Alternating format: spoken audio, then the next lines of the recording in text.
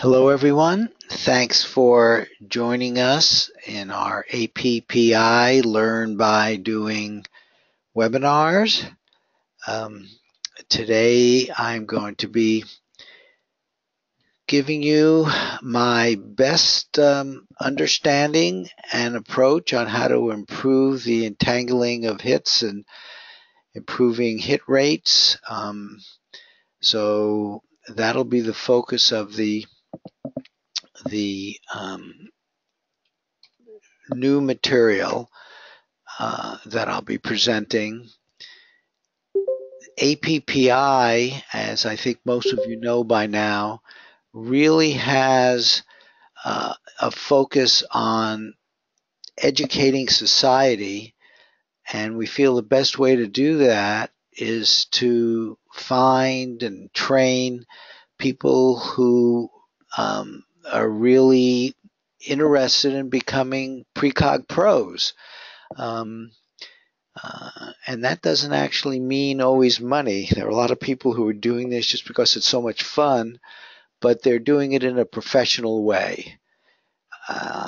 So that's sort of the context we're in here with all the classes and education that we do. Ultimately, it wants to connect up with society, but kind of person at a time. Precognition just makes the universe a different place once you kind of realize that it is really with us all the time. And it really does lead, I believe, to kind of a more creative way of living, integrating precognition into your life. Now, today, I'm going to begin really defining ARV for the newbies, maybe refresher for some of the old bees, but we will go over that, and then we'll really get into this presentational material, Entangle ARV Hits. And we're using these classes, APPI classes, for doing month-plus long predictions. Time we don't believe really matters, particularly in terms of precognition, and so that's one of the things that we do regularly here. And so we're doing a feedback session for 332713 that was done over a month ago. And then we'll make a new prediction. So we have ourselves a nice busy class here. We'll be doing a brand new prediction as well. So let's begin with defining what ARV is all about. And I'm going to go through it twice. First, let's look at it just with kind of words and in linear time. How does ARV work in linear time? Well, it begins with a remote viewing session. Lots of places you can find out different ways of doing it in detail, but it basically, and there are many different approaches, and we're going to be talking about our favorite approach, but basically it comes down to describing and or sketching your feedback target.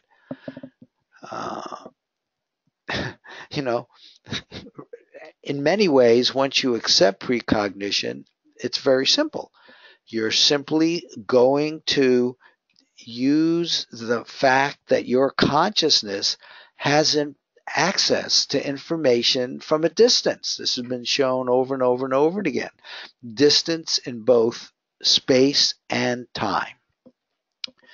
So your task is basically to describe and sketch what at a later time you're going to see as your target, period. Now, in associative remote viewing,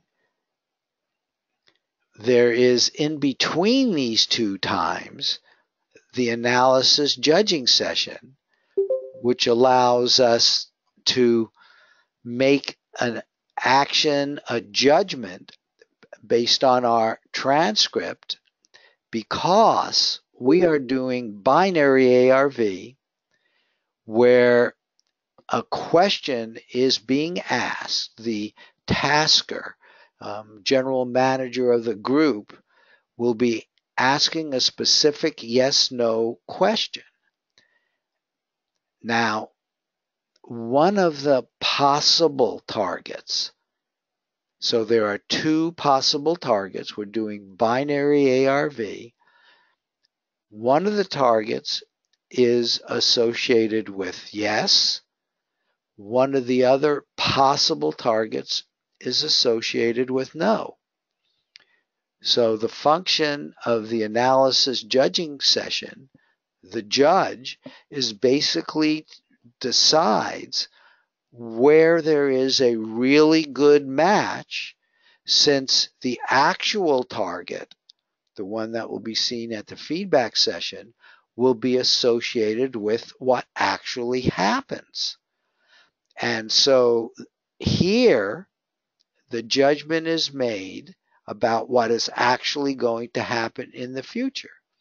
Here you're doing a session, all it's concerned with is describing and sketching the target. Here, the judge comes along and says, perhaps, oh yeah, you had a great match with the possible target that was a no. So the judge is going to predict and share with your group the fact that he believes it's a no. So here is where the judgment is made, which permits action to be taken based on the precognition. That's ARV. Now let's go back and let's go through it again in a different perspective to help clarify it, hopefully. The three sessions are the remote viewing session, the analysis judging session, and then the feedback session. Now, I believe, and I think most people frankly believe, that a really healthy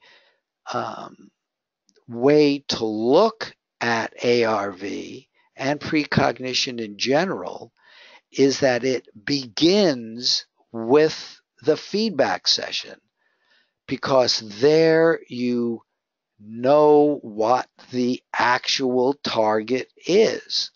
And since precognition shows time isn't just linear, paying a lot of attention to the feedback session really makes a lot of sense. It has to assist you. Now, this isn't how we usually look at things, and you're going to just see yourself play it down. Oh, I've got the answer already. I don't need to. Do not do that. We are about purposeful precognition, and it really begins in a true cause and effect way. The cause are here. Here is where your consciousness has the truth, and you're entangling with, sending information back to. There are a lot of ways of looking at it, a lot of different kinds of models. We certainly don't understand it in a scientific way. And yet we know that this information is shared. So really get deep in your gut that this is where everything we're doing with ARV begins with the feedback session, the truth point. Now, your tasking is, just as I indicated, describe and sketch your feedback target. But since the real interest in precognition is to do it over and over again, one doesn't really mean a whole lot. If you get one of those terrific sessions, of course it does. It just deepens your knowledge of the fact that precognition is real and time is much more complicated.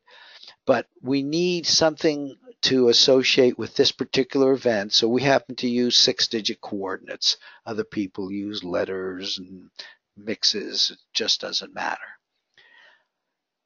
Now, let's talk a little bit about this feedback target. The target is, in our work, what we call a photo site. Now, a photo site refers to a particular location somewhere in our universe, in our physical universe, at a particular time that the photo was taken.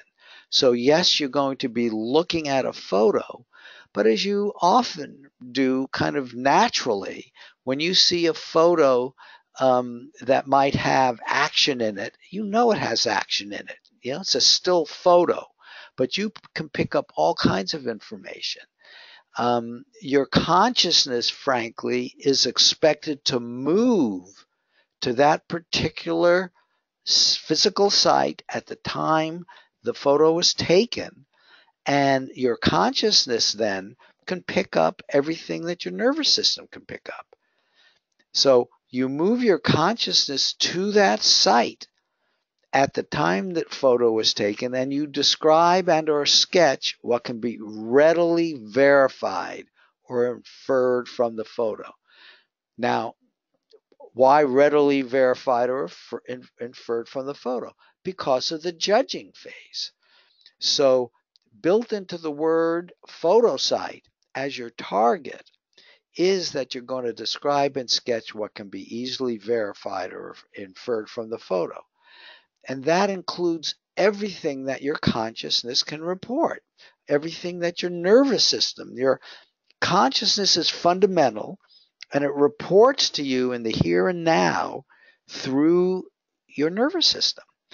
And so when you look at your photo site, your first impression gestalts, visuals, sound, smells, taste, tactile sensations, emotions, anything that comes from your system. That's the definition of photo site, and our targets are all photo sites. So your consciousness will actually go to the photo site during the remote viewing session to get the information to report in your transcript when you do your description and sketches, and then at feedback time. And at feedback time, the information will be really important to get deep down. And of course, you can do that with pictures. You can get into the details of the colors, the shapes, all the things which your nervous system can pick up. So the target is a feedback photo site in ARV. In our ARV, other people have used other things. The judging involves two possible feedback targets. Only one is actualized, and that's based on what actually happens with the associations that we discussed. And the other is possible only. You know, sometimes I refer to it as other. Some people refer to it as a decoy, but, you know, it's not, you know, it's just sort of out there. You pay as little attention to it as possible, except for the judge when you're wearing your judging hat, if you're doing self judging. So I believe ARV, the whole idea of it, and the way, frankly, we've set it up is easy to understand, to get intellectually. The magic is in the doing, is the connecting up of the remote viewing and feedback session, and put out those transcripts that really make it easy for the judge. Okay, we'll really pause here to see if there are any questions about this. You know, maybe I've been doing this so long that I see it as easy, but I hope you all agree. And if there are any questions or not, now is really a good time to ask. Okay. So let's move on to entangling hits. And all of this is intended to assist you in maximizing your hit rate and getting better and better sessions. Now, I want to put this discussion, and there's some stuff here that I've never really put together in this way, because I really believe, to the extent that both your intellect, and I'm talking partly to your intellect, but I'm also discussing here to your subconscious and your kind of communication between your deep self, inner self, your subconscious self, your higher self, whatever you want to call it, and your conscious mind. Because when you do your transcripts, it's the now consciousness that you're putting down on your piece of paper, and yet it's connected with something, as you know, much, much deeper. So I really want to get into this deep model. And it all begins with consciousness is fundamental. Now, this blue circle, take it to represent the physical, spiritual universe. It contains everything. And I mean thing in the broadest sense that you can imagine. Anything that consciousness touches is the only words I can use. In space-time, plus the spiritual world, an idea. Consciousness clearly touches the idea of blue and red, right? That's in here. So this circle contains everything consciousness touches in the broadest sense that you can imagine. Now, what's so interesting about this, this whole construct, which actually makes it, I think, real, a valid construct, is that you need to ignore this boundary. I mean, I have to put it down as a circle, for example, but it's like a circle without a boundary, because any thought you had that might be outside, guess what? As soon as you had it, it's inside. There is no boundary to the universe of collective consciousness, which is what I call this blue. There can't be anything outside it, because even if you try to imagine it, construct something outside, it immediately is inside. So it's got no separation. It's the ultimate definition of oneness and harmony.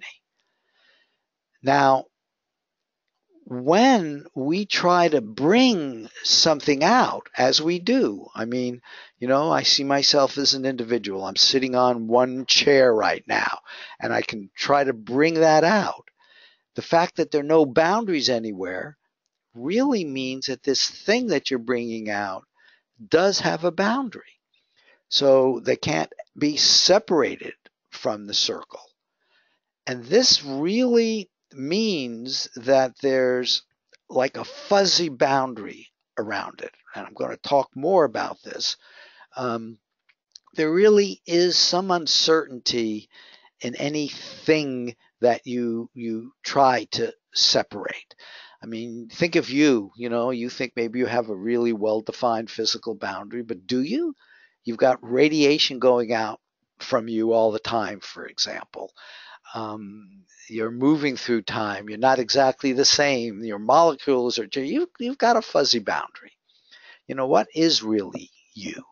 And that holds for everything, including a chair. You think of a chair as being really, really clear, but you know what? It isn't. The idea of a chair, of course, has lots of specific different forms.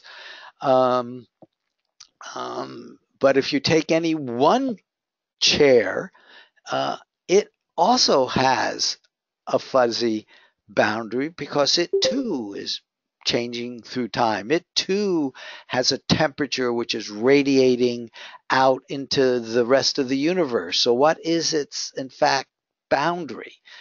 And if you tried to measure the exact boundary, the actual physical uncertainty principle would tell you you can't measure it exactly when you get down to very small size. So there's uncertainties. There's even uncertainties in definition. Is that a chair? Wait, I'm going the wrong way. Sorry. Is that a chair?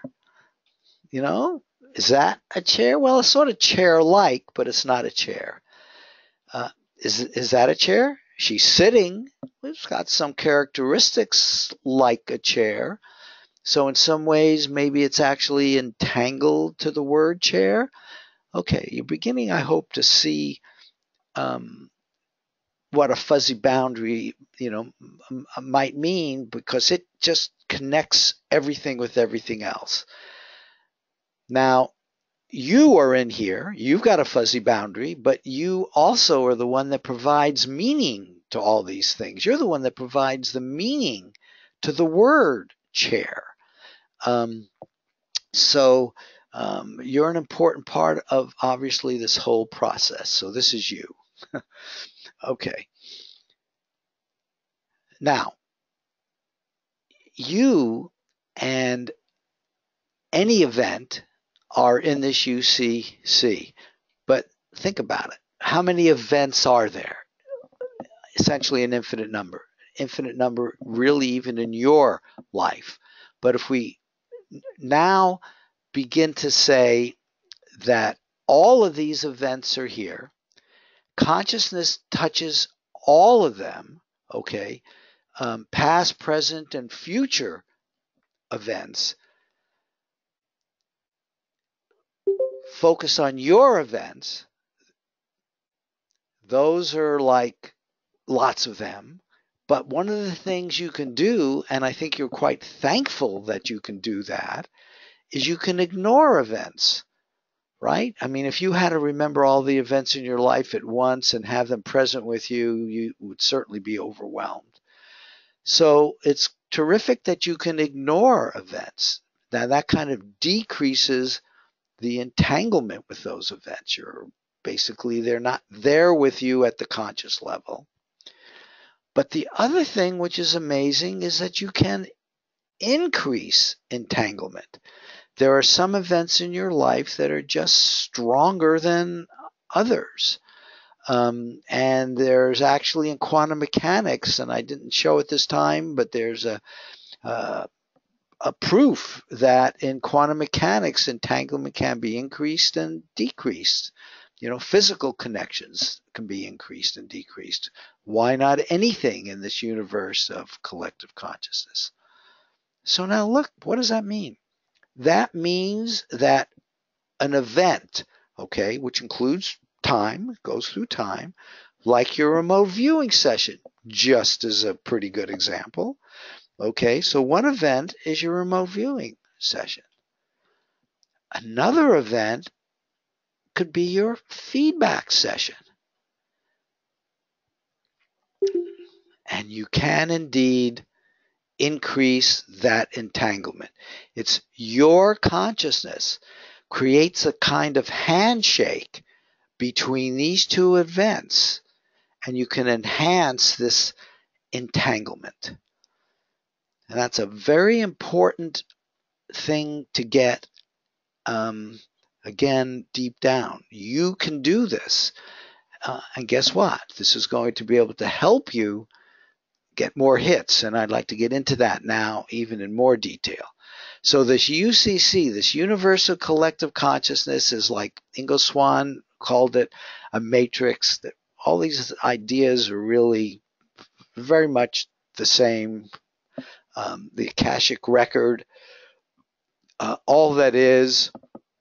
So everything is in the UCC. So you can think of the infinite number of dots in that circle as being a thing.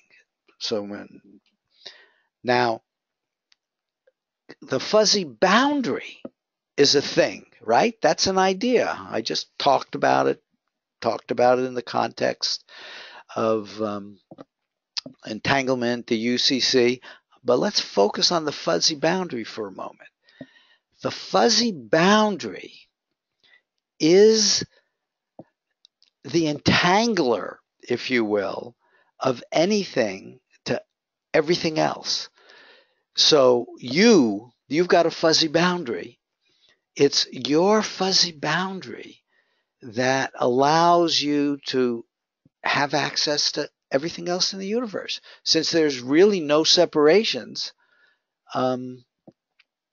it's the fuzzy boundary. That's part of the definition of this fuzzy boundary as I'm using it here. It is the entangler with anything. But notice, okay, so your fuzzy boundary is entangled to every single one of these points. But notice the thickness of these lines. Remember we had that one line get thicker. The strength of the entanglement is the absolute key. If you go back and try to remember things, there's some things which come back really easily. You know, what'd you have for breakfast this morning? You know, where were you yesterday at noon? What's the most happy occasion you can remember? Things are entangled with different strengths, and how they come up into your consciousness is a function of that strength. It's a kind of entanglable energy. I've given other talks where I've used those words. And it's a consciousness kind of energy, an entanglement energy. And that makes sense. I mean, I'm not really saying anything I think that you would disagree with here. But this point of view opens you up to improving the entanglements with your hits, for example. Okay, which is obviously where we're headed. Now, the other thing, just to say out loud here is, you know, I'm talking about things being entangled, showing it this way, but all these points are entangled. Everything is entangled to everything else. A line as opposed to no line here means, okay, well, maybe it's a little bit stronger. So it's just another way of showing that. Now, look what we've got here. Your remote viewing session is a thing. It happens to go through time. It involves transcripts, your pencil, your paper, mostly your consciousness and writing it down, but your whole session is a thing. It has a fuzzy boundary. Well, guess what? Your feedback session is also a thing, right? So now look at some of the connections that I'm indicating here. Your remote viewing session, nicely connected directly to the feedback session, but it might be connected to, and notice you can create them, okay? You get to make these connections, more connections, okay? And what are some of these kind of connections that you're doing here? Okay, you're making these connections, and you can do that consciously. And of course, we're going to talk about how, but the more connections you make, doesn't it make sense it would be better? Okay, the dynamics of that. Well, examples of this are gestalts. The gestalt connecting up with your feedback session, intending that, working that, making that happen, you can add this entanglement energy to the gestalts. You can also do that with the elements, which are conscious perceptions. Sometimes I'll call them precepts. Russ Targ called them elements of the target, which you're getting matches with. These are what the remote viewing session when you think about it from this perception, from this perspective, is really all about, is making the entanglements of the feedback session elements, gestalts, and getting all that information during your remote viewing session. So that really is the details of what I showed you earlier. In this one big arrow are all the little arrows we talked about, not little arrows, but lots of them here. This major entanglement during your remote viewing session really wants to entangle with the appropriate elements from the feedback session, the gestalts, everything. So it seems pretty clear with this model that to get more hits, you want to make as many feedback entanglements as possible. The more, the better. Doesn't that make sense? Always make that part of your intention and expectation, because you're going to be doing it during your feedback session. You're going to be strengthening these entanglements. I mean, it's like a handshake. It involves both. Now, again, here you are. Your intention, expectation, all of your attention is focused on this entanglement. When you focus on this entanglement, this is basically intending and expecting to get hits. And the fuzzy boundaries here are what connect all of this, including, of course, your conscious mind, your ego, and your subconscious mind. Now, we spend most of our time talking about the communication channel between the conscious mind and the subconscious mind, which all have fuzzy boundaries, of course. But the ego here is important, and I want to say just a few words about that. The ego is a good thing. It's part of you. Do some people have egos which may very well be too big as society might judge it? Fine, okay, but that's separate from the fact that it's your day-to-day living, the manner of how you get through the physical day-to-day living, your life. You have your ego, and you just need to recognize that, because it comes into play here. Certain things that you like and don't like. All the time we see people say things about targets. Gee, I really didn't like that target. And watch your consciousness when you're saying that sort of thing. Now, how it affects your hits, you need to be really careful, because if it's coming from your ego, it's not coming from the communication channel you're trying to make here. The idea in general is to only use that part of your ego, which is enough to get this communications that we're talking about, the good ones that are associated with the feedback target, onto a sheet of paper. But guess what? That's not going to happen.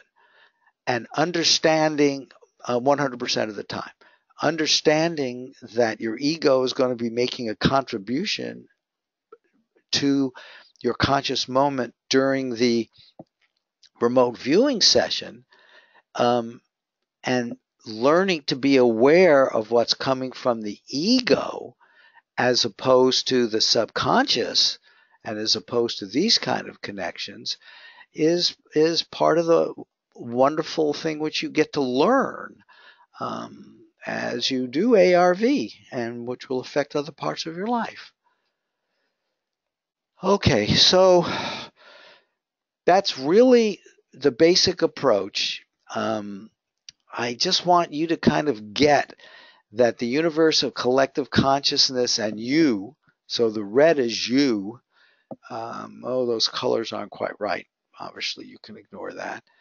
But you're in the universe, but you know what? All of our definitions of the universe, notice I've got a fuzzy boundary, are within you. And Skip Atwater made what I thought was such a wonderful statement that I want to share with you. Some say that we pass from spirit into the physical at birth, and conversely pass from the physical world into spirit at death. I say that we never pass from spirit. And it's that statement that I think shows that all of these communications that we're doing with precognition is really done way down at this deep, non-physical, spiritual level. And that's pretty marvelous. That's pretty marvelous. Okay, any questions or comments at this point before we go on?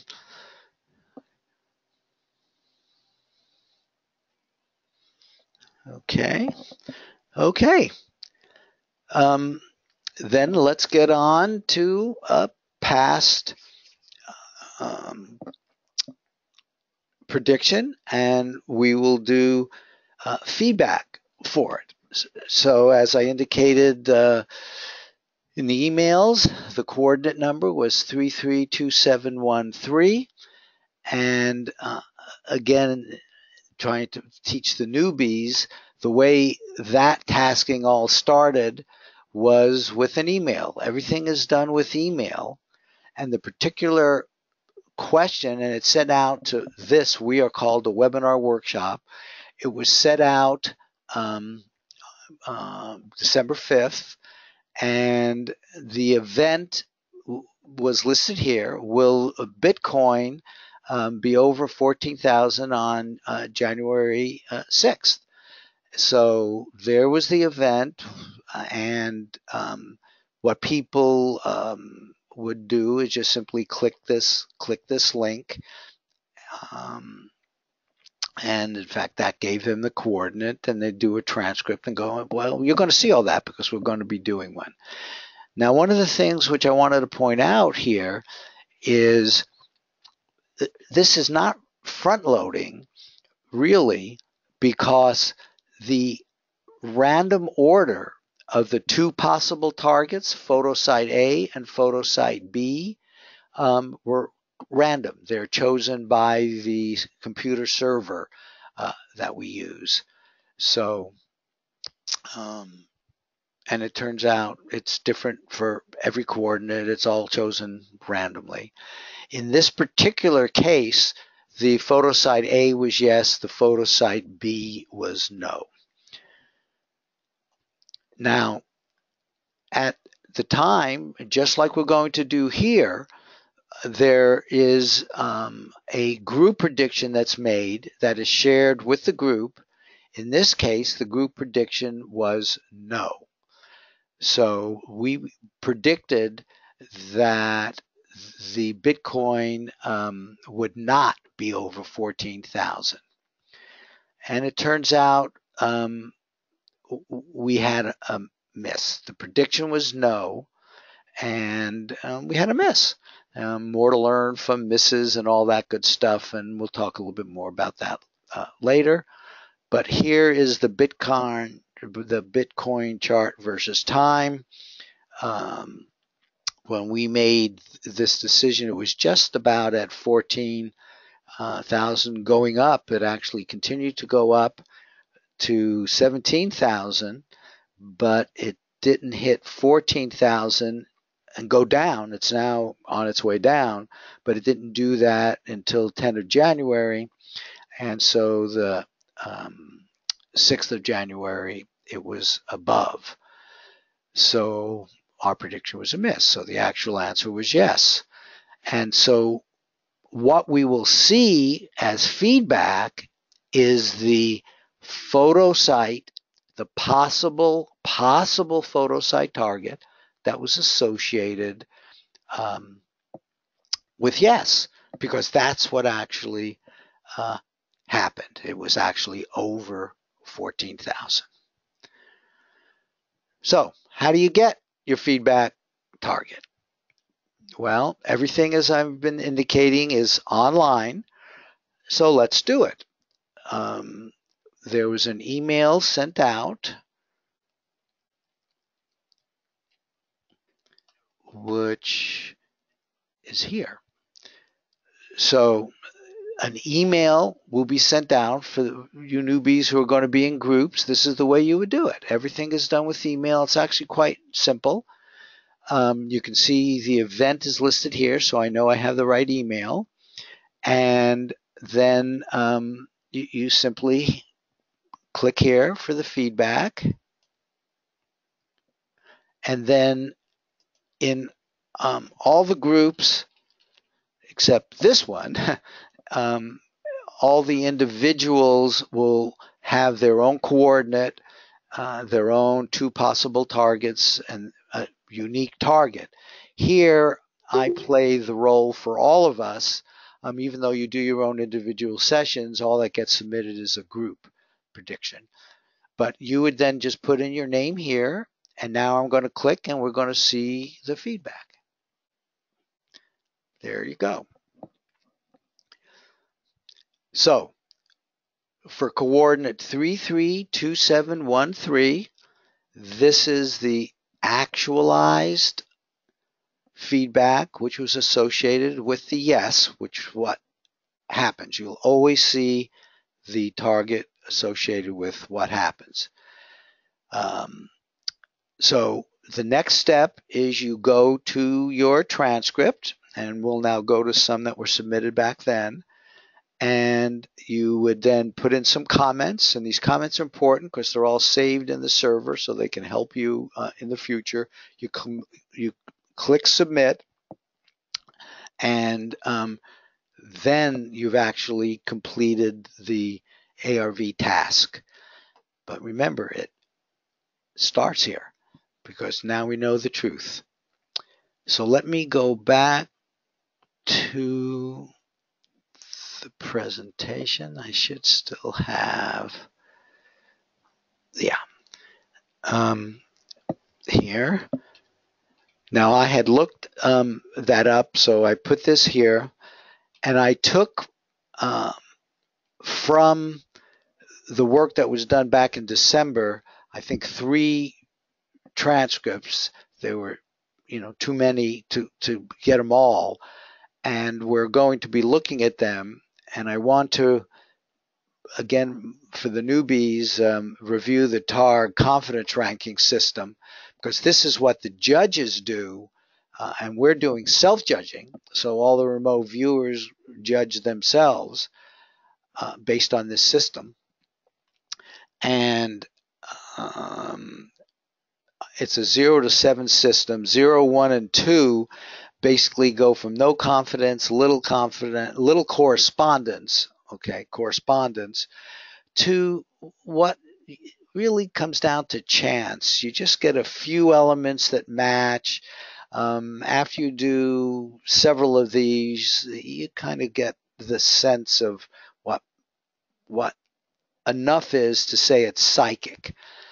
3, you now have a big enough mixture of correct with incorrect elements that you're willing to say, you know what, I did make some contact with the target psychically. Yes, above chance. But it really wasn't. It was right on the margin. You need to have kind of a margin number. He uses 3. 4, we add the words good correspondence with several matchable elements intermixed with some incorrect information. In the winning entanglement program, we take 3.5 to be wagerable. If the judge says 3.5, that says, okay, he'd be willing to wager a few bucks on this because he felt that he did make psychic contact with the target during the feedback session. Now, 4, this is good, okay? 5 is even better. Russ tries to use these words, unambiguous, did use these words, unambiguous, unique, matchable elements, but some incorrect information. The amount of incorrect information is going down, as you'd imagine, as these numbers go up. But here, there are several very specific things you can point to that really match your target. It's just, stronger words. And then, so often I'll ask somebody when they give themselves a 5, what was unambiguous and unique about this in your opinion? And they'll have something, sometimes it just might be the strong collection of elements, but usually you can point to something which is particularly good and unique really to that kind of target, or that specific target sometimes. And then 6 and 7, we begin to get into the areas of analytical overlay. Remember, I was talking about how the ego, the intellect, the thinking part of you is there. Well, when you sense that, subconscious information might give you red and round and, it must be a ball. And you have a sense of that, it must be a ball, or ball comes in, but it's a sense of the intellect doing it. That's an AOL. Well, the thing about AOLs is sometimes they're right. Most of the time they're not actually, but sometimes they are. And when they are, then you get up to the 6th and 7th range where you might be naming the function and even less incorrect information. And then 7 is basically spot on. Okay, so that's the Targ scale. The only other thing I want to do before we look at some of these is when you're doing a feedback session, and this also holds for when you're doing a remote viewing session, I'd really like all of you to use a 5-second rule. The 5-second rule goes back to when kids drop things on the floor. Many people will say, pick it up quickly. You can still, eat it. It's okay, but you got to do it within 5 seconds. Otherwise, the germs will get there. Okay. Anyway, it's sort of a funny idea, but it's a good idea in the sense that when you have negative thoughts, when they come into your mind, just get rid of them. Somehow make lemonade out of these lemons. Return back to your session with a more positive, fun, creative, interesting attitude, and do it quickly. Don't dwell on all of that negative stuff. Okay, so let's do it. Here is one I chose, which was a hit. Now, at first blush, it always is, certainly at the beginning, more fun to have hits than misses. Patricia, good, you're here. I would like you, do you have a mic?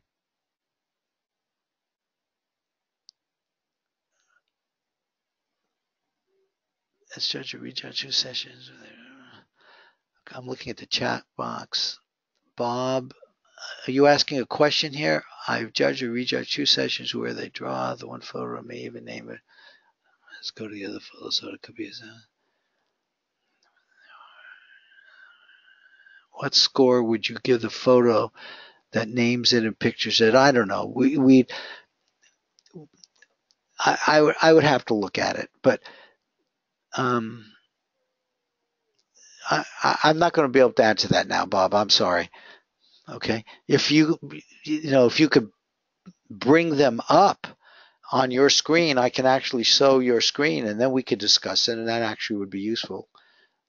But for now, let's go ahead with Patricia. Do you have a mic? No, you don't. Okay. Well, let me do what Patricia might do, okay, as an example. Okay, in your case, she's saying that there was a sizzling sound. Let me see where we can find that here. Here, there's the sound, crushing, sizzling. Notice the associate A was the winning photo site, right? We discussed that. And she's done this beautifully during her session. But now's her feedback session. And what she said was the perfect way you would begin something like this. She looked at the picture. Of course, her first reaction was happy because she knew that this was the one that she had described. And now she's going into it though more. The sizzling sound for me was really important. And that was really kind of good. Now I'm going to go on and just give a potential one. Plus, I either on my feedback target, sometimes on a brand new sheet of paper, I would write sizzling, okay? Emphasize it again. Boy, that sound was great. I'm really glad, Sub, that you gave me that. Crushing. Well, yeah, okay, that's good. That's good too. Look at the colors I got. I got red. I got orange. Oh, wonderful, wonderful. There's the green I got right there. Okay, I marked green. Some people print out their feedback target and write on it. It becomes very individual. It's up to you to make these entanglements. But guess that's just what we're doing now. We're entangling with this green stuff over here. Okay, and crushing. Maybe, oh yeah, when I eat, I'm crushing this celery. It makes this crushing sound kind of. And yes, it's hot. And so I would go over all of those sorts of things. And notice the A's and B's here come from when she did judging, which is what you're going to be doing when we do a new one. And then I look at this and look at this sketch here. That does look a lot like the chicken here with the long things. Oh, thank you, Sub. And maybe I was on a plate here, you know. And one of the things I always do and I recommend you do is, hey, Sub, I wish that maybe you had actually made a round plate with this shape here. Wouldn't that have been better, a little bit better? You know, this was really terrific, but now I'm drawing right on my transcript a round shape here and making entanglements that I wish you would do next time. And you should know that next time there's something round, I'm going to do the same thing to cue you in. So you should be looking for round. Also, look at the colors you got. You got red and orange. That was great. That was terrific. White shows up here. I didn't see white, which is interesting. I'm going to send white now through the communication channel so you have a sense of what white is. What's white?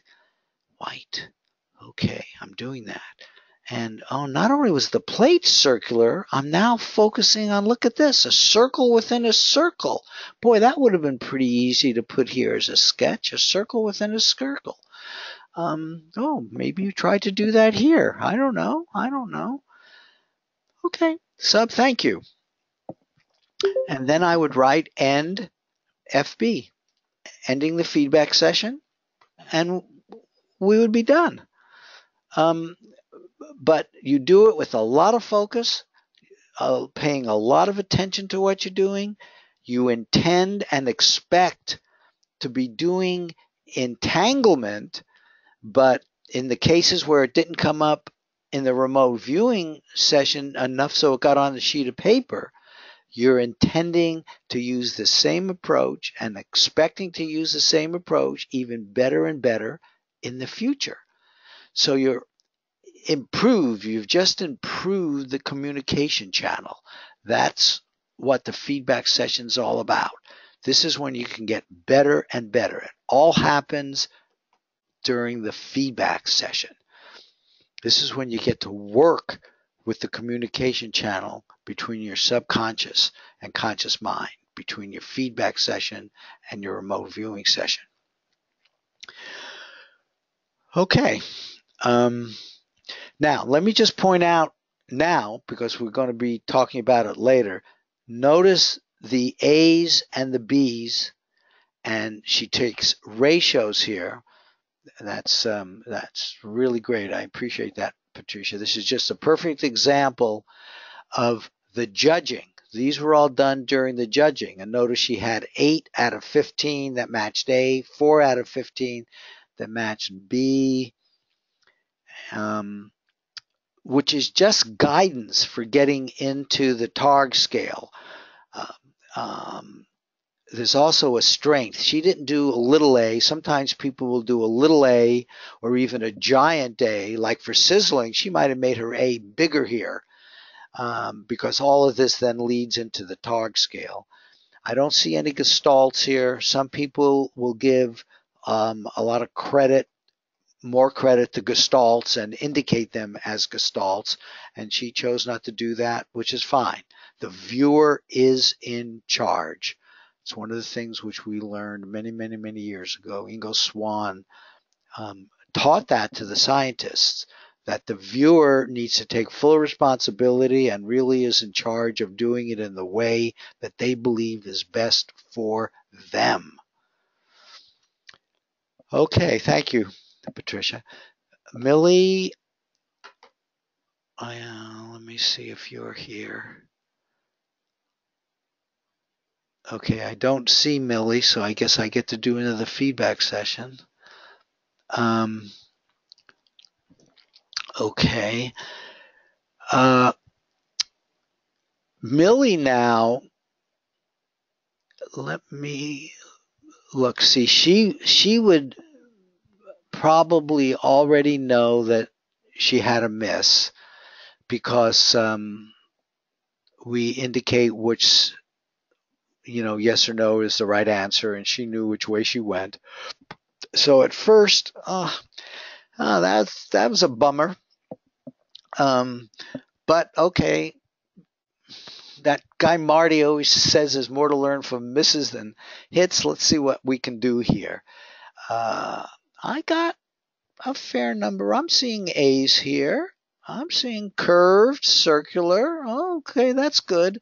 I'm always going to focus on the winning one here because I'm always going to do that in the future as well. Those are the entanglements I want to make the biggest. So, hey, yep, look, dry. Yeah, there's a lot of dry in there, though I can see I did a question mark, but I can see where there's some dry in there. Maybe I should have made that a little a in retrospect, but that's okay.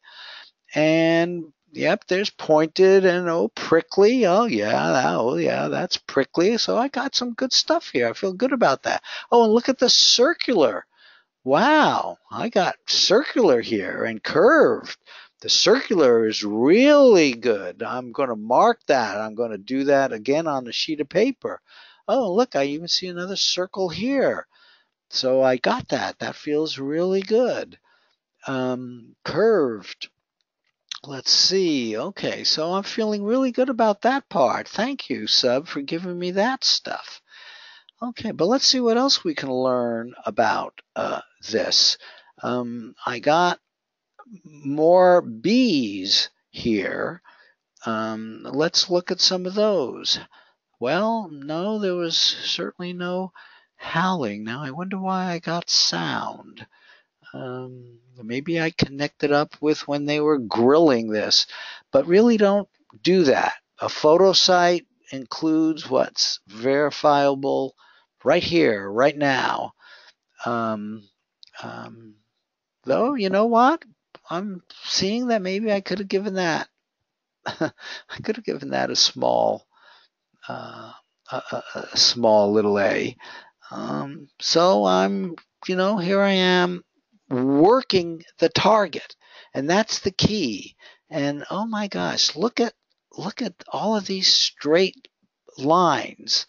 why sub next time would have been really good had you picked up those straight lines. The circles were terrific. Thank you for that. But how about doing some straight lines? Okay, and do it.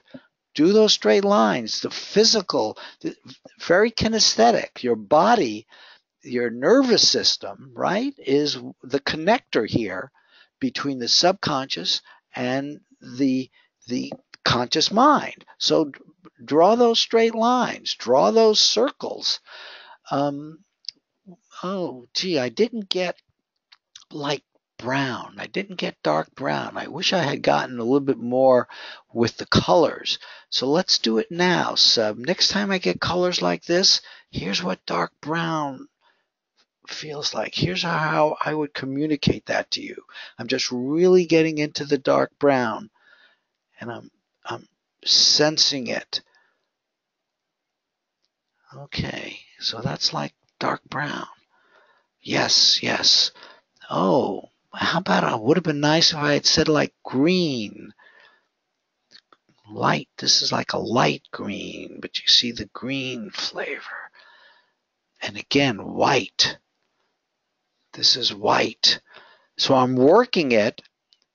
I'm teaching, and it's like, what are you teaching? I don't know if I'm teaching the sub, if I'm teaching my conscious mind, if I'm teaching whatever. I'm teaching the communication system. That's the intent here, and that's the expectation, so I can get better and better at this. Okay. And then again, end it with end feedback, just like we like to end the remote viewing sessions, and then you go on to the rest of your day. And I did one more. The only other thing that I did want to do here, notice here, did bring in gestalts.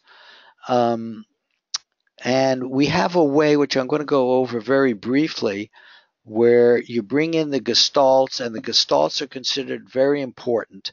And they are very important. Joe McMonagle gives them half of the value in terms of the confidence rank that he gives them. So the other picture had a half gestalt. She gave no gestalt here to this. Let's see.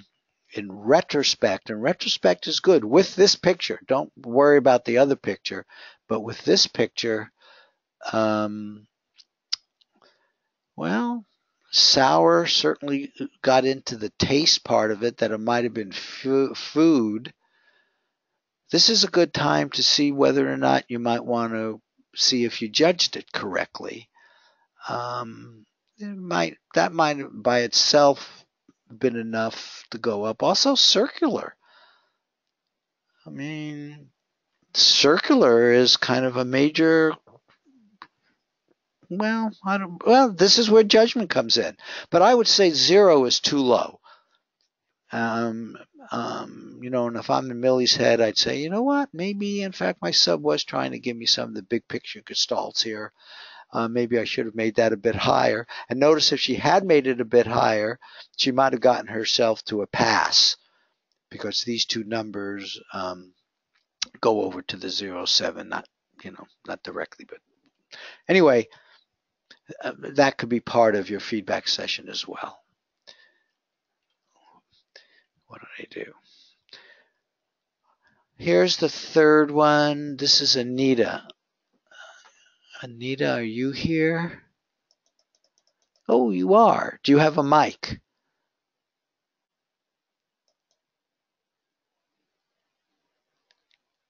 Okay, good. Do you have like your transcript in front of you or a sheet of paper? Yes, I've got it. You hear me? Do you have your transcript or in front of you? Yes, I've got it. Okay. I've got it with me. Why don't you do it out loud so we can hear it, and then we'll comment on it afterwards. But why don't you actually do a feedback session? Okay. Let me just see here. Okay, the colors I got. Let me just start at the top.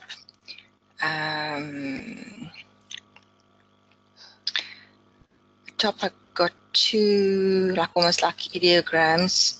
The one was like land. I don't know where I got this information from. Your subconscious? Just see that. Yeah, obviously, but I mean, I don't know where my subconscious wandered. I see in the IOL, I actually made a note, not done yet, not connecting. That was kind of weird. Maybe I should have looked into that a bit more, probed some IOLs. Let me just see. Okay. The first one actually reminds me a bit of grass. Yeah, and you So got I put that as a A. The land one obviously is not there, so I marked it a B. The colors like light. Actually should have described that a bit better. B, black. There's no black, so I marked that a B. There's no yellow. That was also B. Brownish. The chicken is brownish, so I marked that a A. Can I make a suggestion? Can I make a suggestion? If you're doing your feedback session, don't focus much on the wrong ones. In other words, no, you're going to want to review all the elements, but quickly, you want to go to the good ones. You see what I'm saying? Yes. You want to go to the good ones, and then the ones that, your sub did give you, like up here for you, that was a good ideogram, pictogram. Yeah, and you got brownish, and other things that were really good. Yeah, look at here.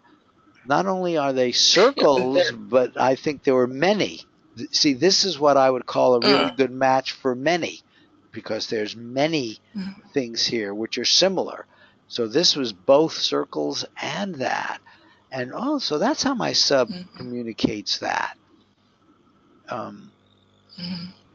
Okay.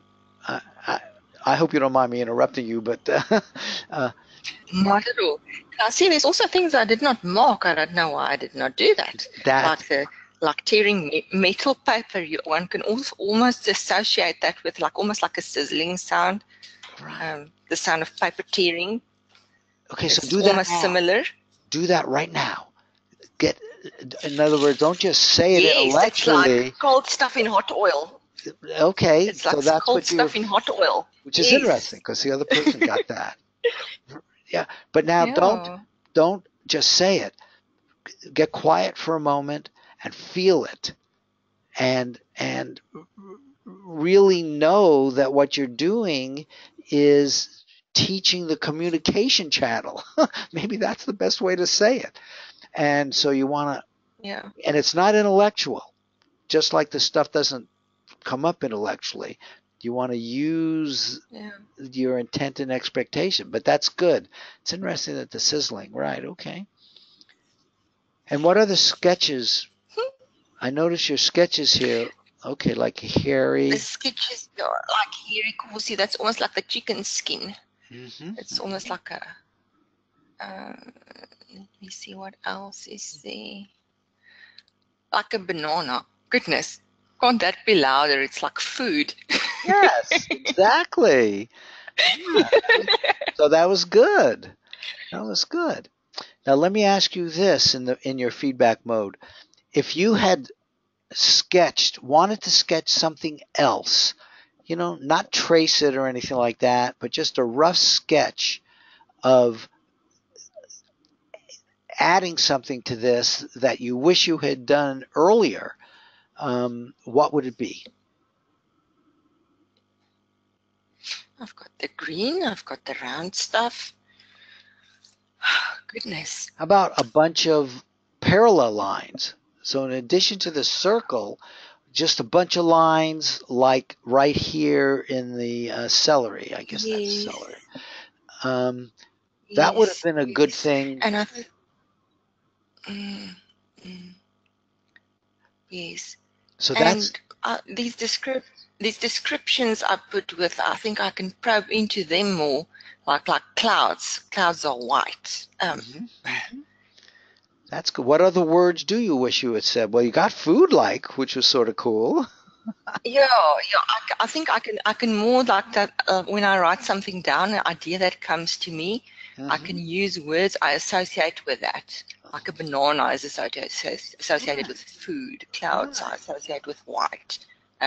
If I put that with, maybe I would have gotten a clearer picture. Like I can what's try that next time. cold paper? And I'm looking at this, and what comes to my mind is if I had said crunchy, that would have been a really good match. Yeah, And again, it's absolutely. food related, and food might even come to mind, or a smell. I can kind of remember what chicken smells. Yeah, the smell, actually, the nutmeg smell I got from the chicken. So that was actually also, Oh, yes. isn't that good? Feel really good about that. Yeah. Yeah, because you're reinforcing that part of the communication channel, and then you want to make it even better. And there's always something you can do to get better. Yes. Yeah, but you got this. That's wonderful. Anita, that's terrific. We're learning the hard way. That's always. That's what life's about. The only way. Okay, I thank you. Thank you for that. Thanks, Marty. Yeah, that was wonderful. Okay, and I Appreciate know it. some of the others gave transcripts, but we don't have time to go through all of them. Though, are there any questions about predictions?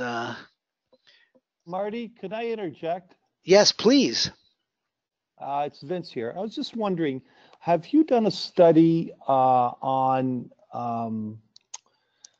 the individuals meditating before a session? Are the results higher or lower, or have you ever done any study like that in the past? We haven't done any direct studies, but the idea of cool down, which basically gets that a cool down is a type of meditation. I would say almost everybody feels that is important, though the controlled remote viewers don't do it. They kind of often just jump in. But if you look at their specific methodology, the early part of it is almost like, okay, let's get the ego out of it. Let's get quiet and do a meditation thing just simply by doing their direct protocol where they do the ideogram and other stuff. But as far as I know, there's never been a study where, a group of people who do meditation and then they don't do meditation and done comparisons. But we do know that meditators do better. People who have backgrounds in meditation seem to take to this sooner, easier. I certainly believe that meditation, just the ability to quiet the mind and get rid of all that intellectual ego stuff, which you need during your physical day-to-day, life, you want to be able to minimize that, and that's one of the things meditation does. So I hope that helps, at least as a partial answer. Any other questions, comments? Okay, so let's do a brand new prediction. And already begin to loosen up, I say. You now know you're going to be doing a prediction. Expect it to be a good one, a hit. Go in with a very positive attitude. And what we're going to do is answer this yes/no question. Will the Dow Jones Industrial be over 26,000 on February 19th? Okay, so a month in the future at 1 p.m. when the market closes. And this just was a natural because I think it was either yesterday or the day before, the Dow hit a record high and it just made big news. And so, I know we've been in a big uptrend. Everybody kind of who follows the market knows that. Is it going to continue? Is it going to turn around? This at least asks one part of that question. Will it be over 26,000? So it's a reasonable yes/no question and one which we'll have an answer to on February 19th. No front loading because we don't have the slightest idea which photo site would be associated with yes or no. Now, okay, so I'm keeping a record of all of these that we've done, and here I'm just showing you I added this to the record with the date. The one we did with the Bitcoins is here where we had a miss. So I'm just sharing that with you. So how do you get started? Well, guess what? It's going to be email again. So let's go to the email. I, as the group manager, did set up this new tasking, and it's right here. So again, you can see it's to the group, the webinar workshop, which is us. It says the transcripts due on the 19th of February. Oh, that's wrong. Here I got it right. The transcripts are due today.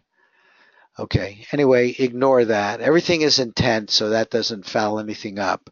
Obviously, we're going to be doing it today. And here's the event. Will the Dow Jones Industrial Average be over 26,000? And then all you do as a viewer is click here. And again, you'd have to put in your own name here, but I am representing all of us. And that's it. Now we'll click here and we will get the coordinate. And there it is, 839,606. And I recommend even now saying it out loud. We talk about entanglements, and I've given examples of entanglements. But another one is saying the coordinate out loud and saying it out loud again at feedback time. I wish I had done that in our previous examples, but let's do it now. And notice when I say it, it's not nearly as important as when you say it, and it vibrates through your body, and then you say it again at feedback time. Somehow, doesn't it make sense that that would be a stronger entanglement? Doesn't that feel like it would be a stronger entanglement? So much of this you can really figure out for yourself and then get clever about ways that make sense to yourself. But here we are. So that's how you get the coordinates. So this is our coordinate, 839,606. So, and just kind of a quick review here, but you would, I think, always begin to do it now, is where you're doing this on purpose. We know it begins here, so your intention is to gather the information in some fashion from your feedback session. So you set up that intention, set up that expectation as well. For the newbies, and you saw that in the transcript examples, there's a level of words that come in. There's a saying in remote viewing, describe, don't name. The naming is like the ego intellectual level. when you're doing that, write it as an analytical overlay on the right side of the piece of paper, and move on. But you do want to get it down there because it releases you, and then it opens up to getting more information from the subconscious. So, you dip down, you get an element or so, you write it on your piece of paper, you dip down, you do it again. And sketches, of course, people who are very visual will get sketches, almost always partial sketches. Rarely does the thing come in as a whole. In fact, almost never. And you get words which partially describe different aspects, different elements. A photo site, of course, has lots of elements. And you can see the words here. And these are the kind of words that would just normally come up in your vocabulary. Every now and then you get a total surprise, and it's the super feeling of it came out of nowhere. Where did that come from? That's the ultimate feeling of a good communication, in my opinion. And that's where the intention part of all of this comes in. The surprises, look out for surprises. Pay attention to that.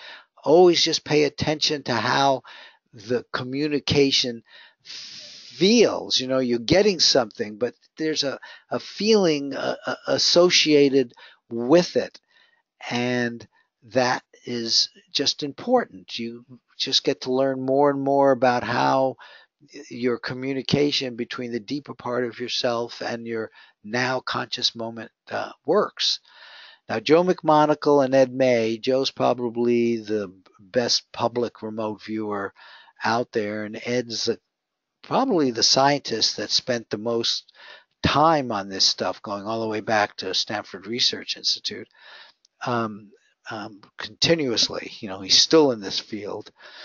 And what they said is what is clear, at least to those of us on our long-established team, is that intention, attention, and expectation play a very important role in the success of both application and research. So really take that to heart.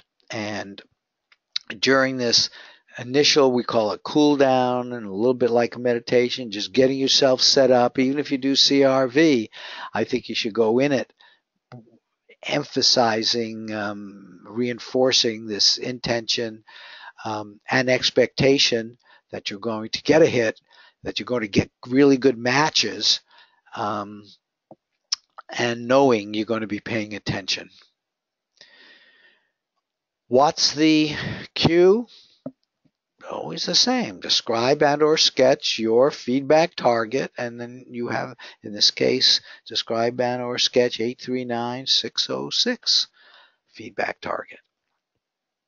I just want to add, in all of this, trust those communications. Get them down on a piece of paper. Period. With doubts come up, just get rid of them and say, hey,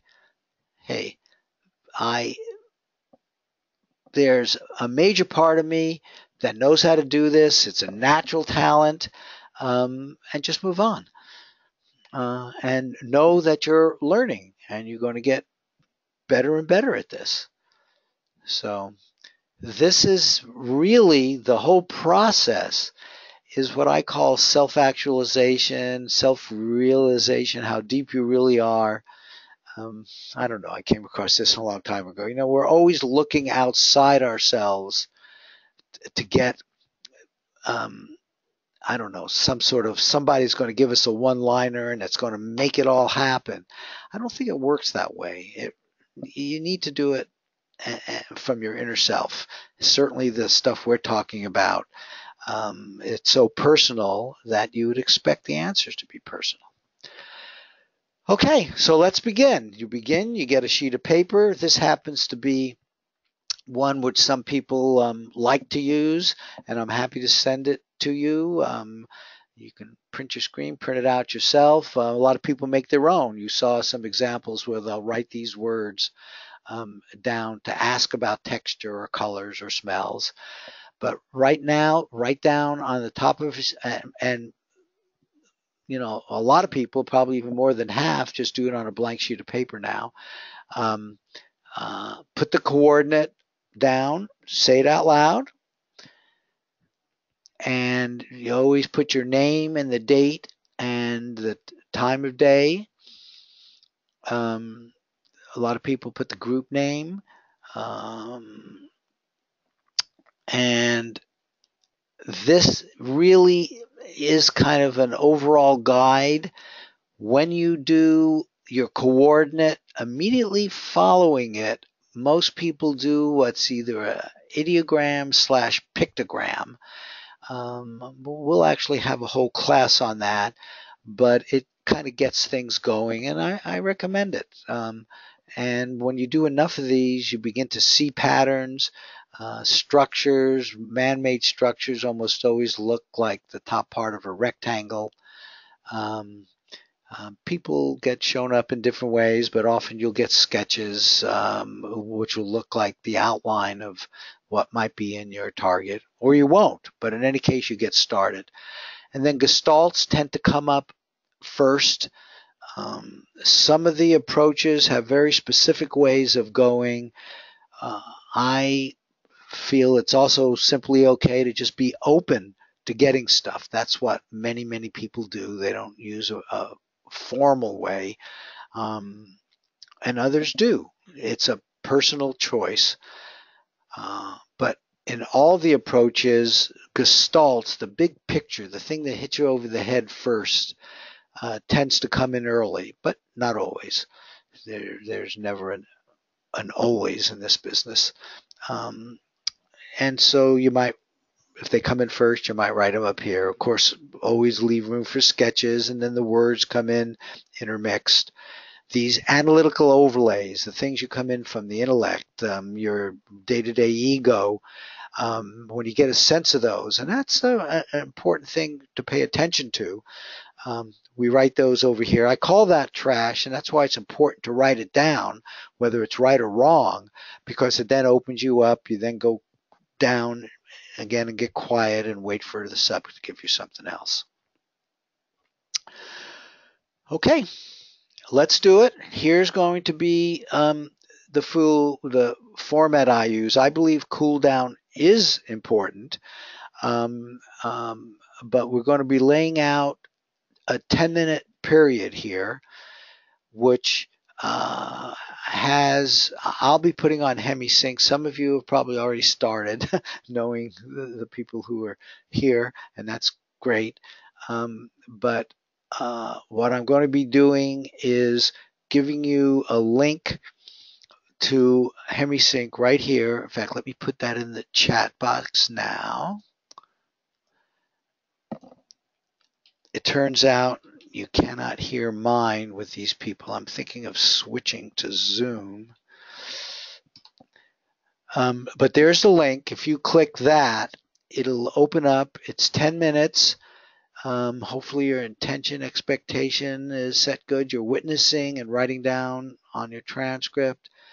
This HemiSync has a 5-minute notice. It's kind of low to not disturb you too much. And then there's a 1-minute notice. I also will give a 1-minute notice. And then we're done. So get yourselves ready.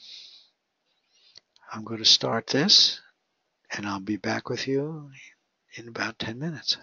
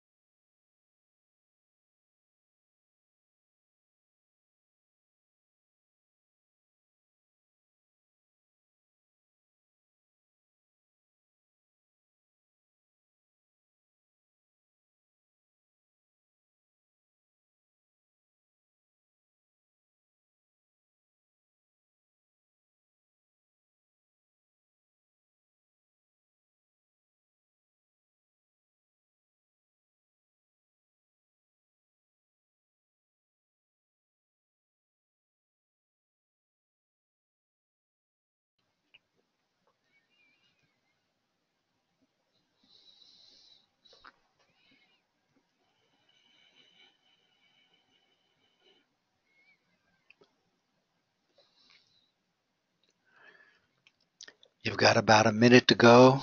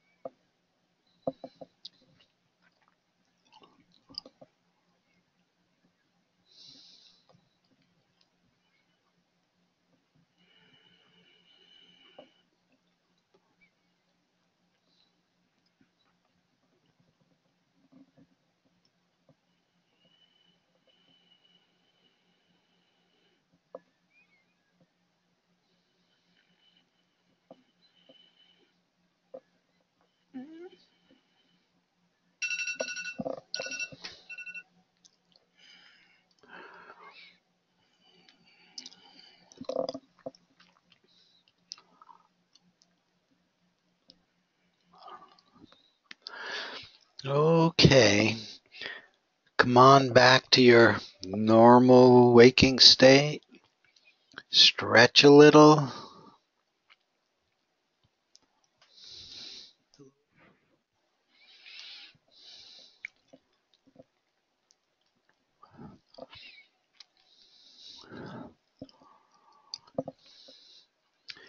Okay. Very good. We did it. Now we go into the analysis judging phase. And this is where the best part of your ego comes in. This is an intellectual process primarily. There is clearly some intuition involved in seeing analogies that might come to mind, like the example of banana being a food, and if there's a lot of food around, okay, yeah, there's a connection there, those sort of entanglements. So we're going to be matching the transcript to two possible targets. I would like you, as you saw earlier, to use this A-B approach on your transcript and then attach it to an email and send it to me. So don't do any sending until after you've done your judging. We've been through this system, and I will put it up again shortly, so you'll be able to have access to it. And I always show this one. I show it so often. I wish I could find another one that's just as good. But this is the psychic, the skeptic, who the psychic says it's a charcoal drawing of a woodchuck eating a small orange, and our skeptic says, you little fraud, that's a long way from an ink, right, versus charcoal drawing of a beaver versus woodchuck, a tangerine, small orange. So there's a bit of art to judging in terms of the metaphors, analogies, similarities, resemblance, but only to a point. And don't look to me to tell you exactly what that point is. I like to lean towards it being pretty tight, but even what does that mean?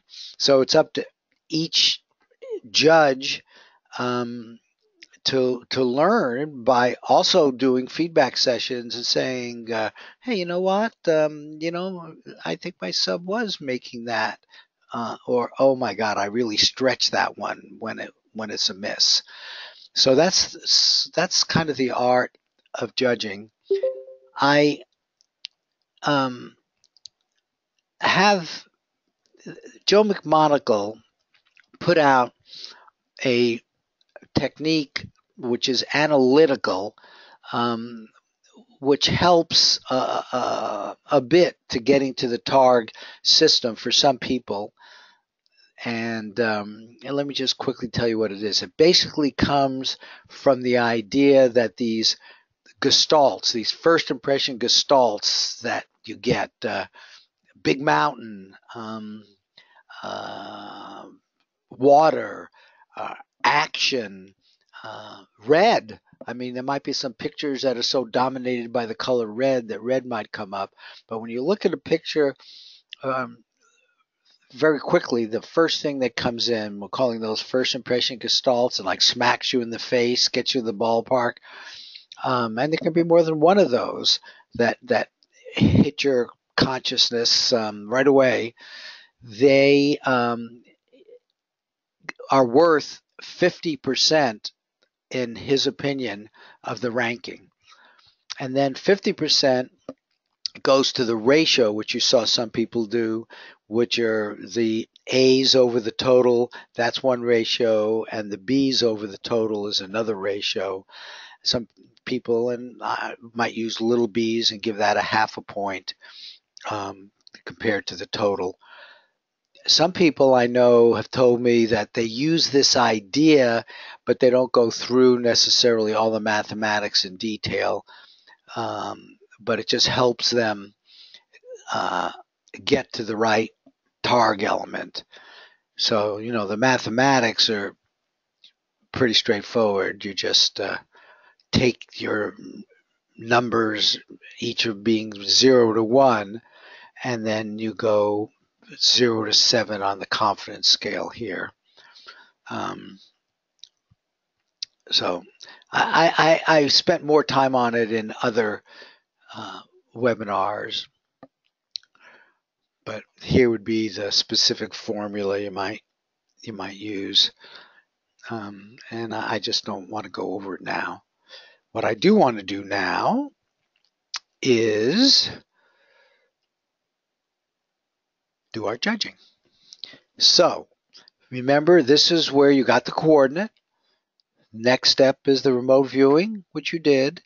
Then you need to upload your transcript to the system, and then we'll get the two pictures. No one, including me, even knows what those are now. Believe it or not, they have not even been chosen. The computer will randomly choose them out of 800 pairs that we've put together, which we think are different. There have been different people who put them together, but they are different enough that they think they'd make good ARV possible targets.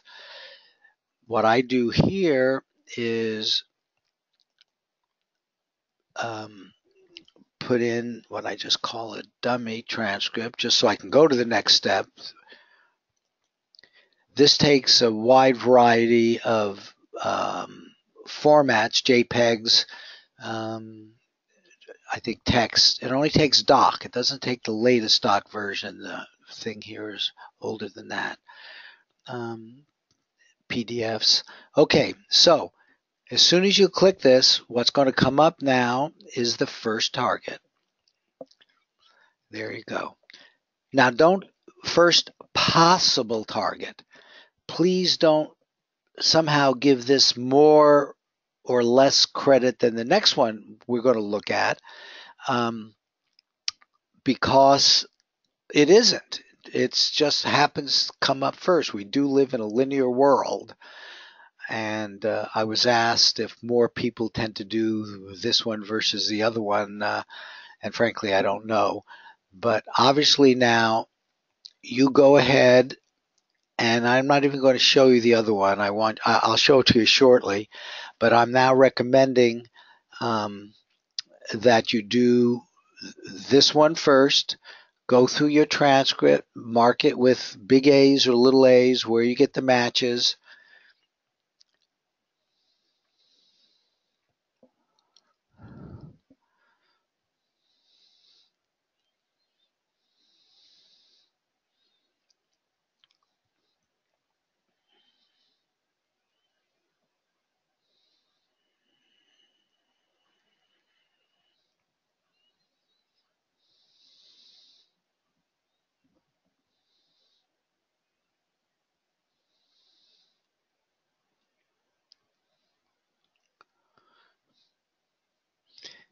If there's some things in there which are gestalts, you might even put a G or a FIG for first impression gestalt next to it.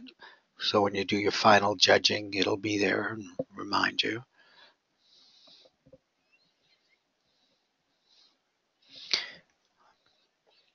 Okay, some people have short transcripts, but I'm now going to show you the second one.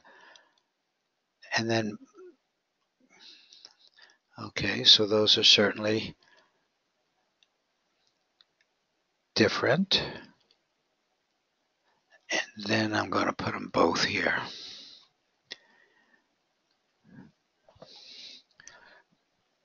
And let me put this over here. And now I'll put on the Targ scale.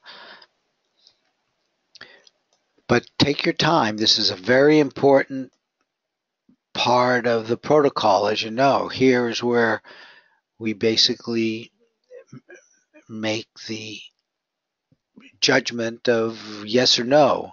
We don't know which one of these are yes or which is no, but whatever actually happens will be your feedback target. Here. No, that's not what I want. What is this? Ah, good.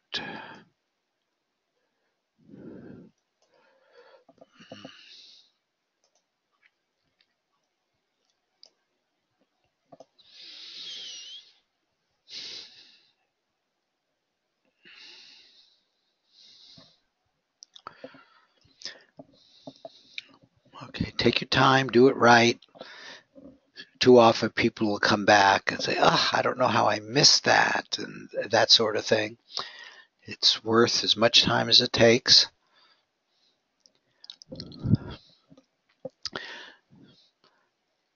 But when you are done, then attach it to an email to me. And also, be sure on your transcript somewhere you have the CR for A, the CR for B, and I'd like you, because I put a table together of this, and it helps to be able to do that in advance, just because it saves some time.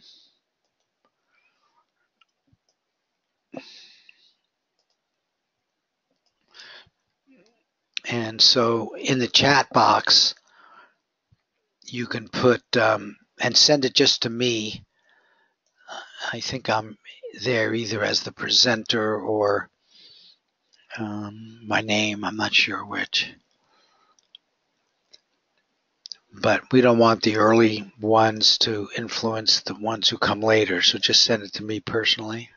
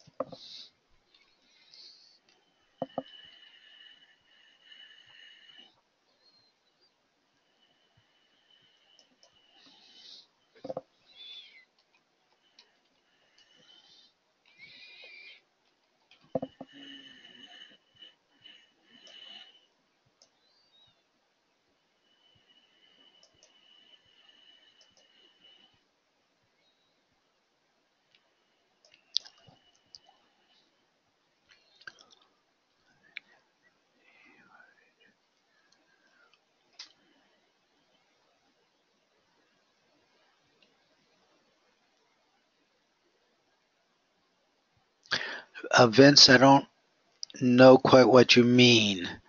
Send you a PDF?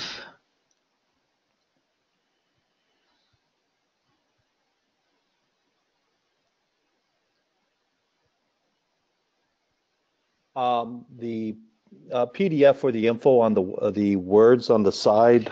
Got it. Color, texture, so I can photocopy them and then I'll be able to print them off for you when I send them in. That's perfect. Yeah. Would you do me a favor? If you send me an email between now and when this ends, I might very well forget. I use my email as my tickler system. I don't get rid of it until I take the action on it. So just simply send me an email, and now I know what you mean by PDF. Just send me the Word PDF, and then I'll send it back to you. Perfect. Perfect.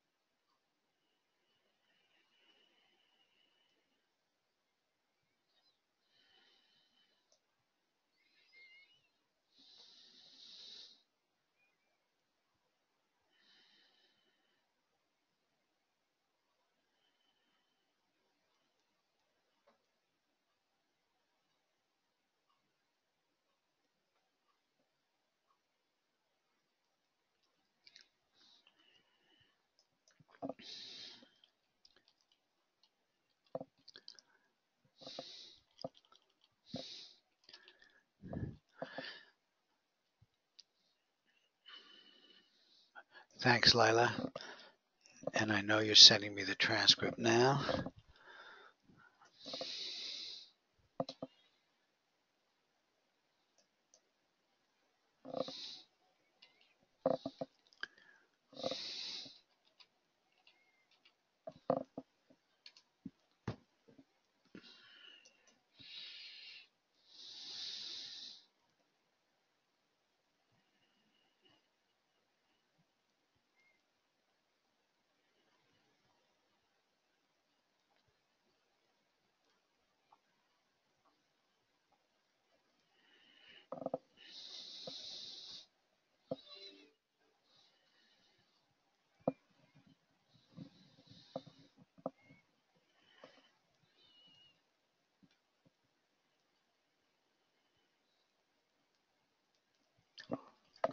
Okay, Patricia, I will look.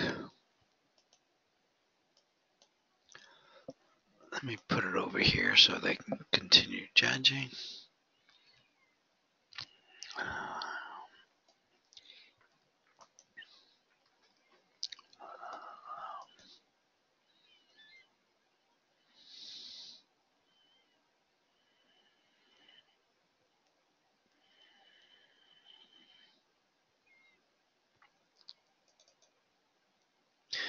I remember this happened last time.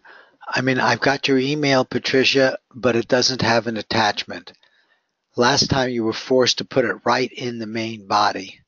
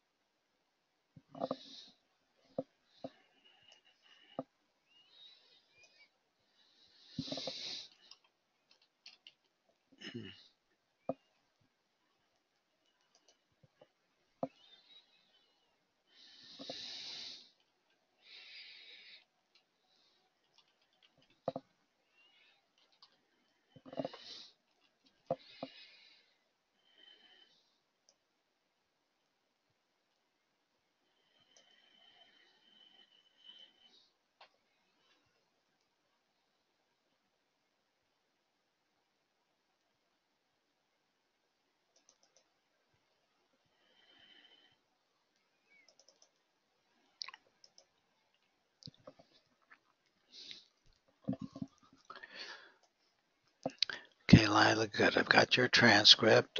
Let's just wait. We'll give people a little bit more time.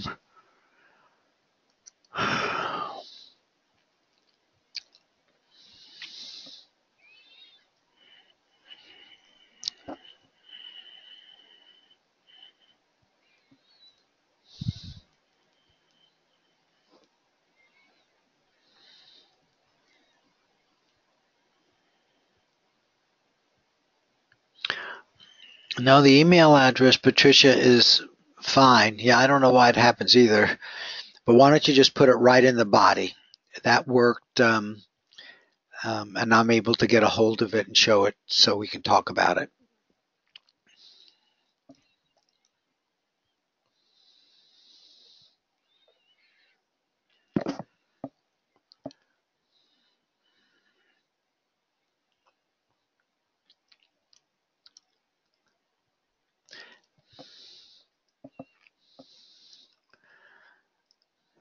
Okay. So also give me the A and B, the CRA and CRBs in the chat box, personal chat box if you can.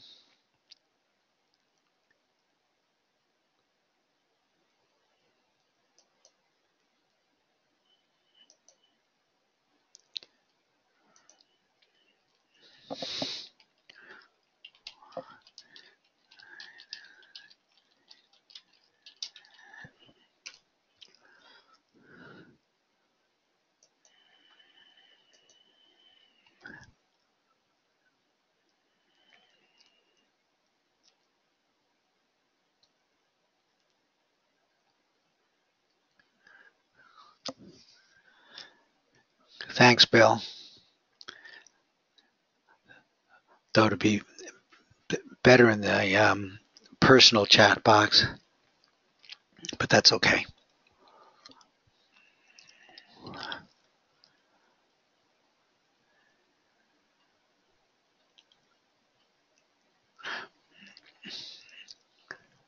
Okay, Patricia, that's not a confidence ranking.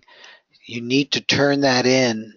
You know, that's part of it, but you need to turn that into a Targ confidence ranking. So, right.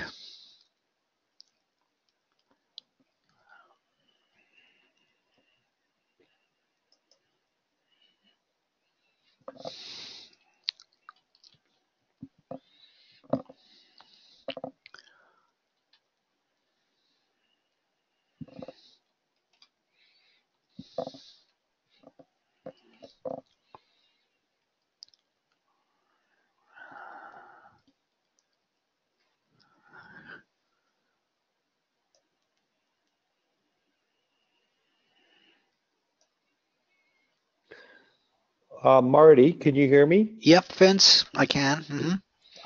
Yeah. Are individuals doing one target a day or two a day or? No, I would say most are doing about 1 to 3 per week. In other Okay. words, the way my groups work, I give 5 days notice, except for the carve group. There I'm doing 2 a week. But I would say most people tend to they like to be in multiple groups if they can. You have to be a full member to do that, or you can do 2 carve predictions per week. And that I'd say is what probably the average is 2 a week. Some people do 3, some do 4. You know, they like it and they have the time. Right. Okay.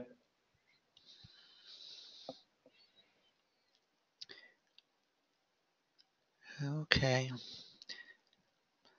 So you'll give me a CRA, a CRB, and upload your transcript with the judging. But again, don't rush it. It takes as much time as it takes.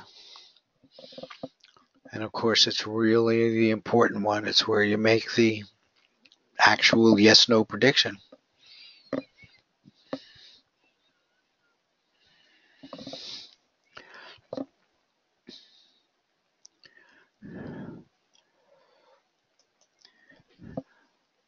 Okay, I will bring up our first, I lost it again, our first example though, but you keep, doing yours. I'm going to be able to talk about all of them.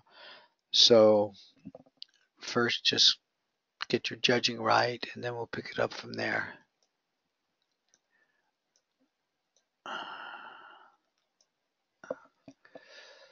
Okay, Lila, you here? I know you are. At least you were. Yes, I am here. Can you hear me? I can hear you fine. Great. Okay. So you gave a 3 and a 3.5, which are pretty close. Let me, before you go into it, and I think you'll take us through it.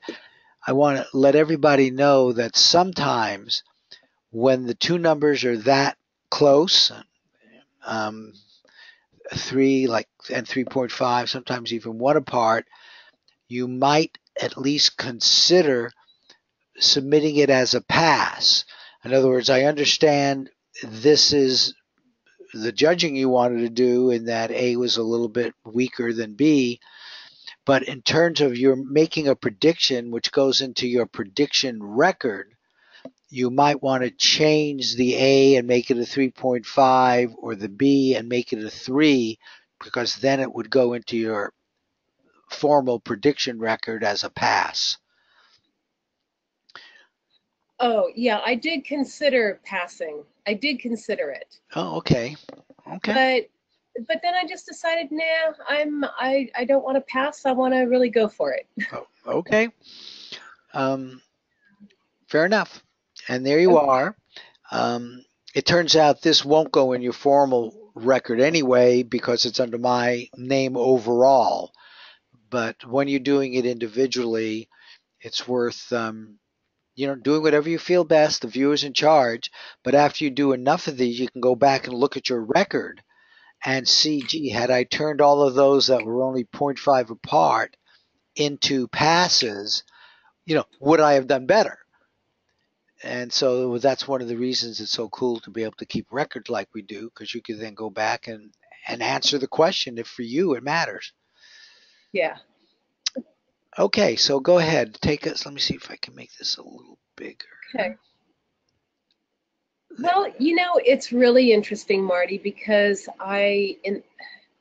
just recently I started judging the way you had us judge today, whereas I took the first photo and I went through my list and I put A's near everything that was the first photo. Mm-hmm. And then I put it aside and I looked at just the second photo. Mm-hmm. And I put B's. Whereas I used to look at both of them and I would compare my words to see which photo it fit. But now I do the opposite, see which photo might fit to my words. Does that make sense? No, absolutely. I want you to know I've done the same thing both ways, and I'm not sure which is better. What do you feel? Do you have a sense of which feels better? Yeah, I think this way you're teaching us now is better. Okay. It feels better. Good. Good. So, so I don't normally get a lot of tastes or smells. Mm-hmm. So I kind of feel like I just make those up, but who knows? Uh-huh. Same with sounds. I don't always get a whole lot of sounds. So anyway, my textures were very interesting in that I feel they were geared more toward the A photo site. Oh yeah, look, all 5 of them. Mm-hmm. All of them. Yeah. So then my colors are half and half, I think. Mm-hmm. Just about. Dimensions tend more toward the B photo site. And there are not many colors. Some people, every time they see something like this, they yell at me. Well, they do. They say, you know, colors really help me. So where did you get B colors? Did you put gray? You've got bright. Yeah. Right. Yeah, and dark. Uh-huh. I see. Actually, you know what? Now I'm seeing a little red dot Oh, and on. dotted. Oh, look at that though. That is interesting. Oh And my there gosh, is a little red spot there. there is. Okay, so I missed that. Yeah. All right. Yeah. That's pretty small though. But okay, but your consciousness and now that we're talking, except you see you don't want the now to influence it at all. And that's why we want to Oh, keep it intellectual, right? We don't right. want, we want to just keep talking intellectually and not make a big deal out of it because we don't want to make it something which this subconscious, you know, remember. We don't want it to go into the UCC in a big way. This is another way of saying it. Okay. Okay, dimensions, yeah. Oh, My see those? dynamics were interesting. Those are the feelings. I had something far away, otherworldly. I don't know, Yeah, just floating up. I right. mean, that's all what it's doing. Uh, huh. Silence was really interesting. I'm sure it's pretty quiet up there. I don't know though. Yeah, no, yeah, it is. No, that Oh, it is. Okay. that sense of B is definitely very silent. Yeah. Um, So I guess my feelings familiar could have been for B as well, because we all know what a satellite is. Known right, before. Yeah, we've had satellites for many years. So I guess I could have done that. right, And then my ideograms were all very interesting. Um, right. Lila's so ideograms are down here. She does those first. so yeah, I could have gone for a pass, but I thought no, I'm gonna take a chance and go for photo site B. Okay, let me make two sort of comments. Um, one is you seem to be getting a lot from both. I mean, your textures were kind of remarkable, and yet here you are here, and so they are definitely close. One of the biggest challenges we all have is to make the description with one picture, the feedback target. Yeah. And I I do I do wonder, you know, kind of based on a little minor comment you made while we were talking, if you really, oh, is that you, Lila? It is. It's Okay, AT&T telling me that okay, they're fixing my phone. okay, it'll go off. Okay, um, Yeah. but this is important. If somehow you haven't yet communicated to your subconscious that you really only want the feedback picture. Um, the subconscious, you know, we just have to acknowledge the subconscious has access to both, right? Everything's entangled. The UCC entangles everything. They're entangled. The Yep. judge, right now you see him, but even if you have independent judges, we have seen where people will get lots of both. So I'm just suggesting that you might, especially since you meditate, actually spend a little time um, emphasizing that it's the feedback picture. Yeah, I know you know both, and maybe when I do self-judging, since you're doing self-judging, uh, yeah, they're both going to be there, but please ignore all that. You know, try to communicate that to your sub. That's Okay. just a suggestion. The other thing, at some point in time, you might want to consider finding an independent judge, Hmm. um, just to see how that feels. You know, you're tuned into this very well, but with an independent judge, some people find they do less of this, others don't. So it, you Huh. know, but that's just another suggestion for you. And if you ever want to do that, just email the discussion group, and I'll emphasize it because I think it's really good to do both actually. So Okay. okay, thank you. Thank you. Let me turn this one off, and let me see if I have anything else. Anybody else's transcript?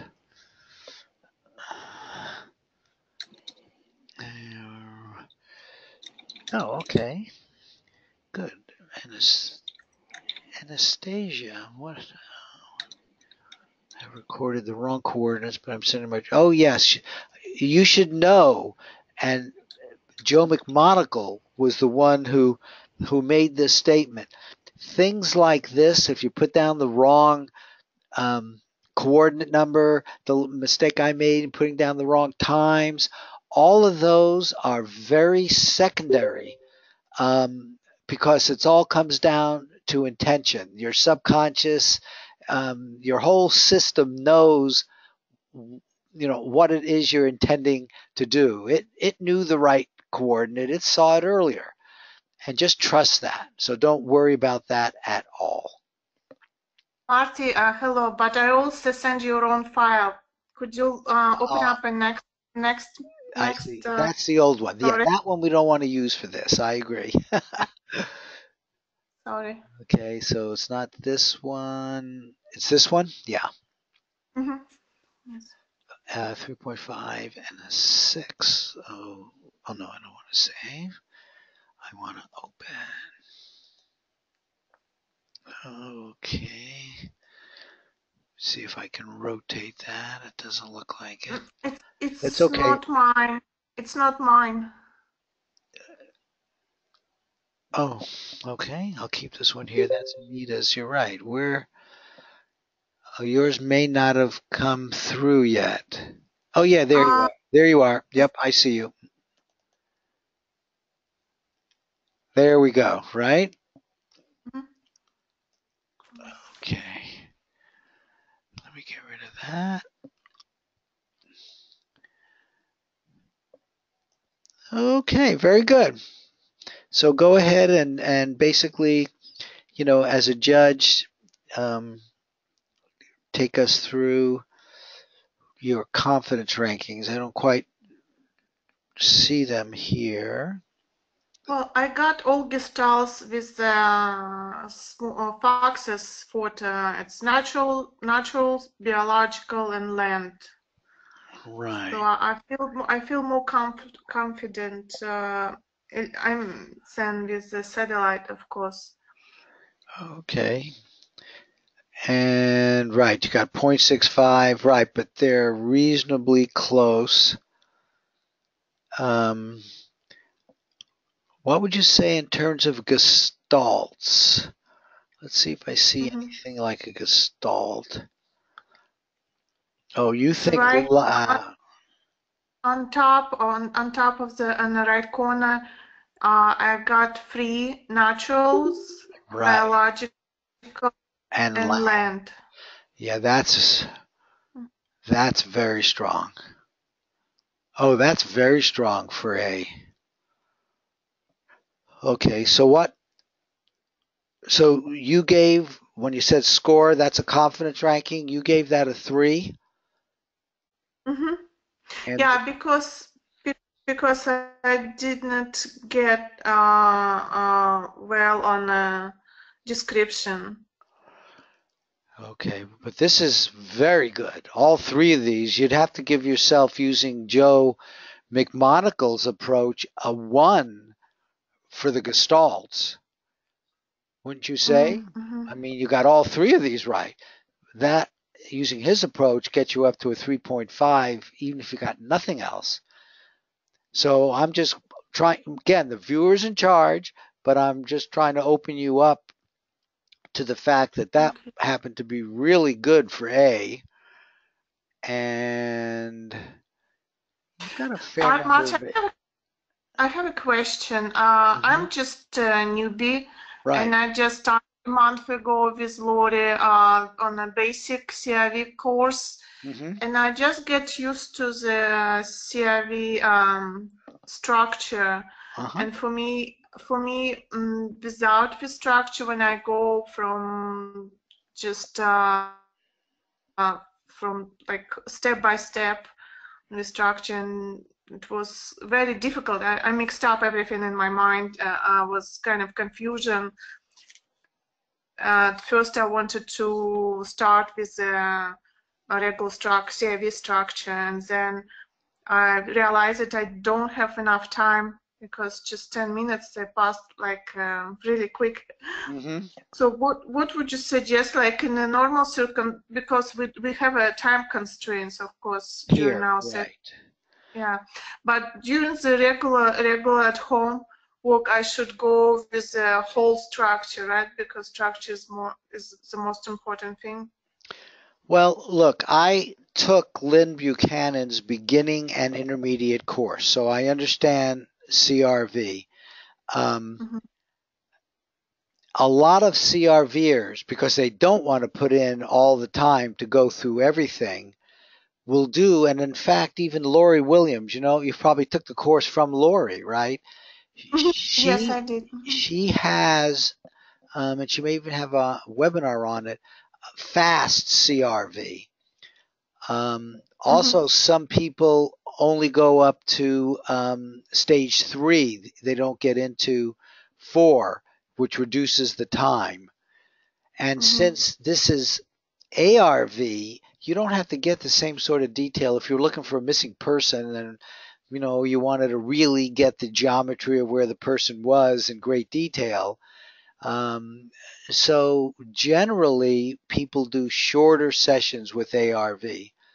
But with your CRV background, maybe you just want to do the first 3 sessions and then do your judging after that.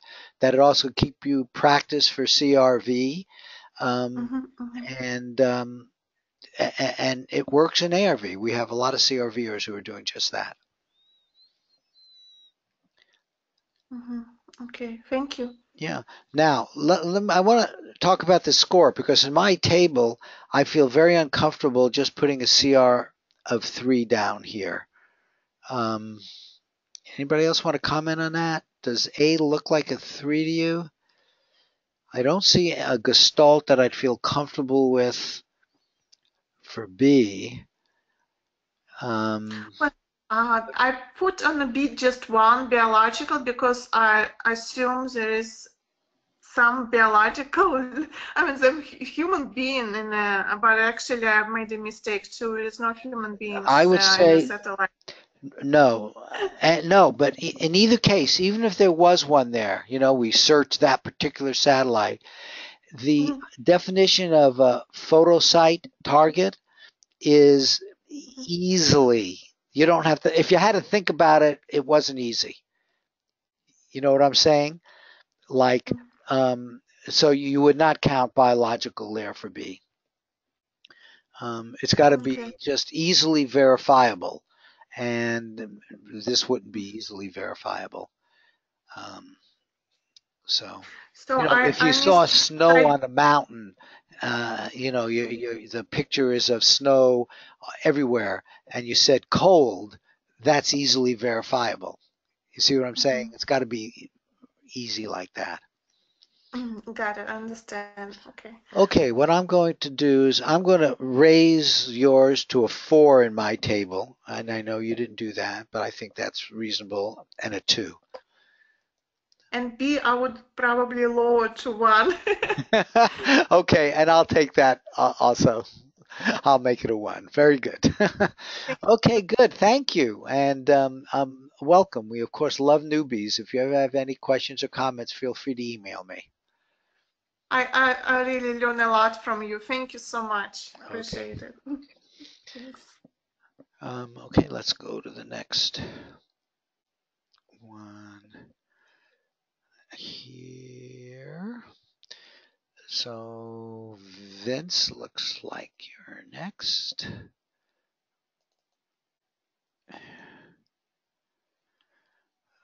Okay. Okay. I can rotate that. Just give me a minute here or 2.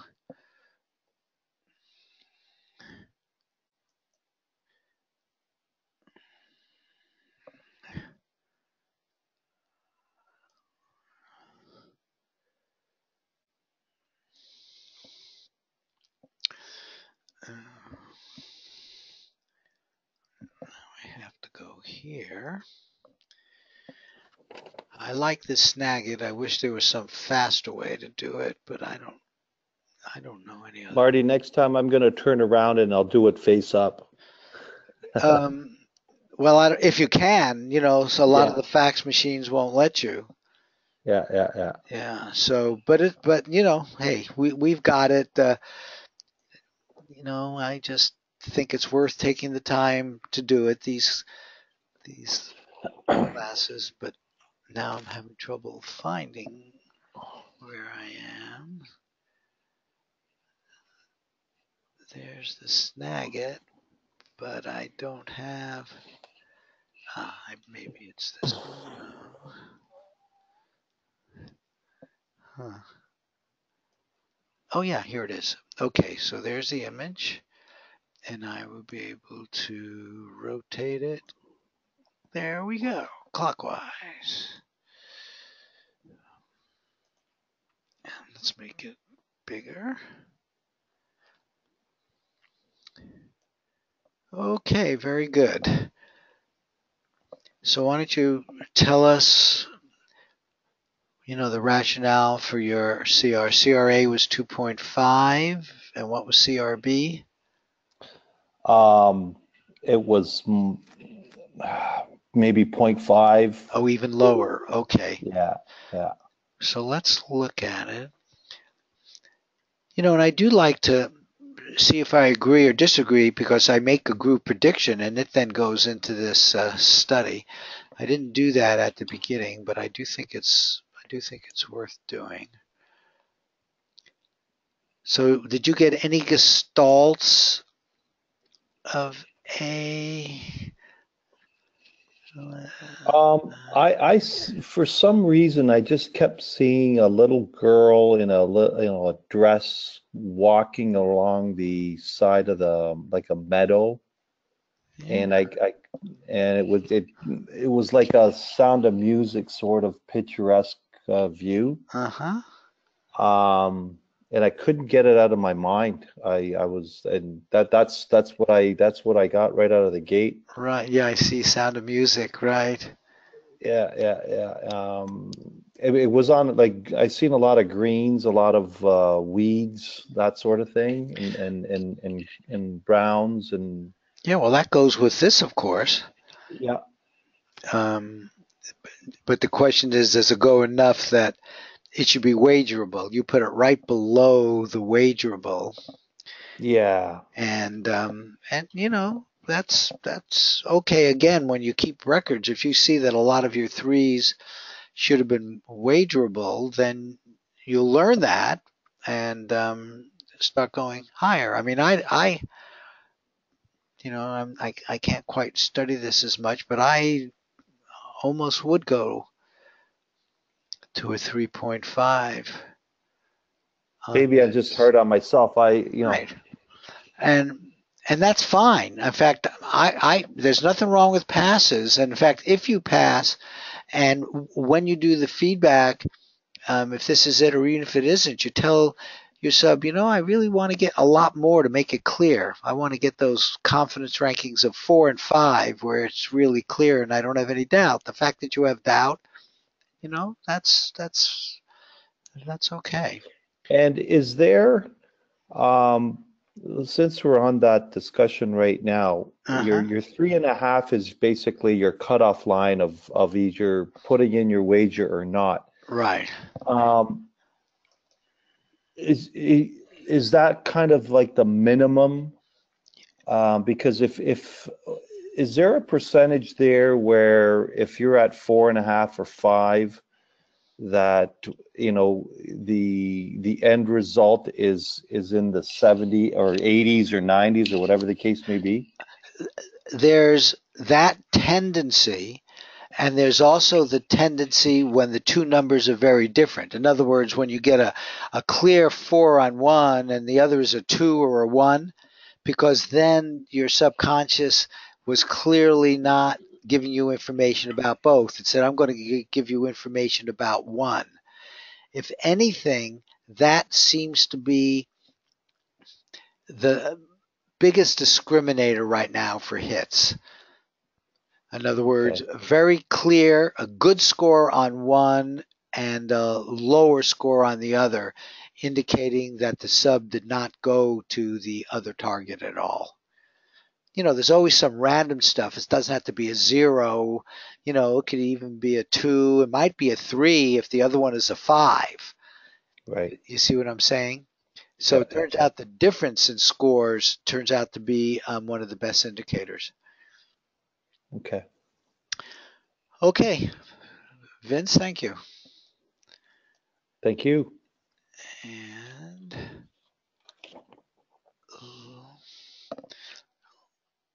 let me bring up Patricia. Oh, yeah, that was one that didn't go through. In fact, let me get rid of that. Oh, there you are. Let's try you there. Nope, nothing came through, Patricia. I mean, you're looking at it here. I really think you... Oh, how about this one? Nope.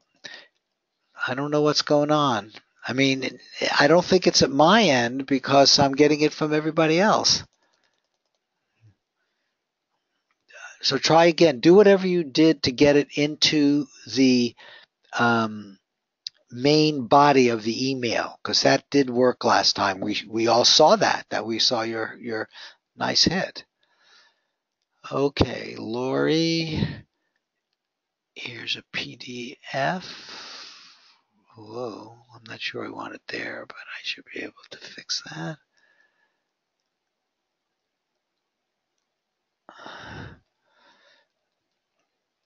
Okay, so I did give myself a confidence ranking. just give me a minute. I want to break this out separately so I can show the two pictures, and that went away. And I can do that by doing that. And then going back there, and then here, I'm going to want to go back here.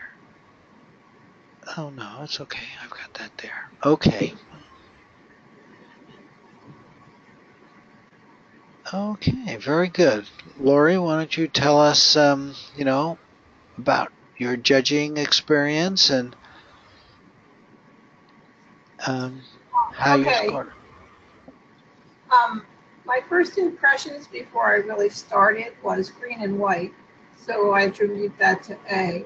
So basically, overall, I had 6 gestalts, and 3 were for A, and 3 were for B. Okay. Yeah, I know. And then I had 6 colors. 5 of the 6 were for A, and 1 of the 6 was for B. And then I had aesthetic impact, which I kind of count a little bit more. I felt happy when I did this one enneagram, and so I think that goes, with the foxes in nature. Right. So I gave the foxes a 4.5 and the satellite a 4.0. Yeah. See, again, those are so close. Let me see. My other feeling on this was when I put yellow as a color, I thought it was important. The colors. Right. The color yellow, not yellow. Right. I thought, yeah, that's important. I'm glad I got that. But that could just be a trick, right? Well, yeah.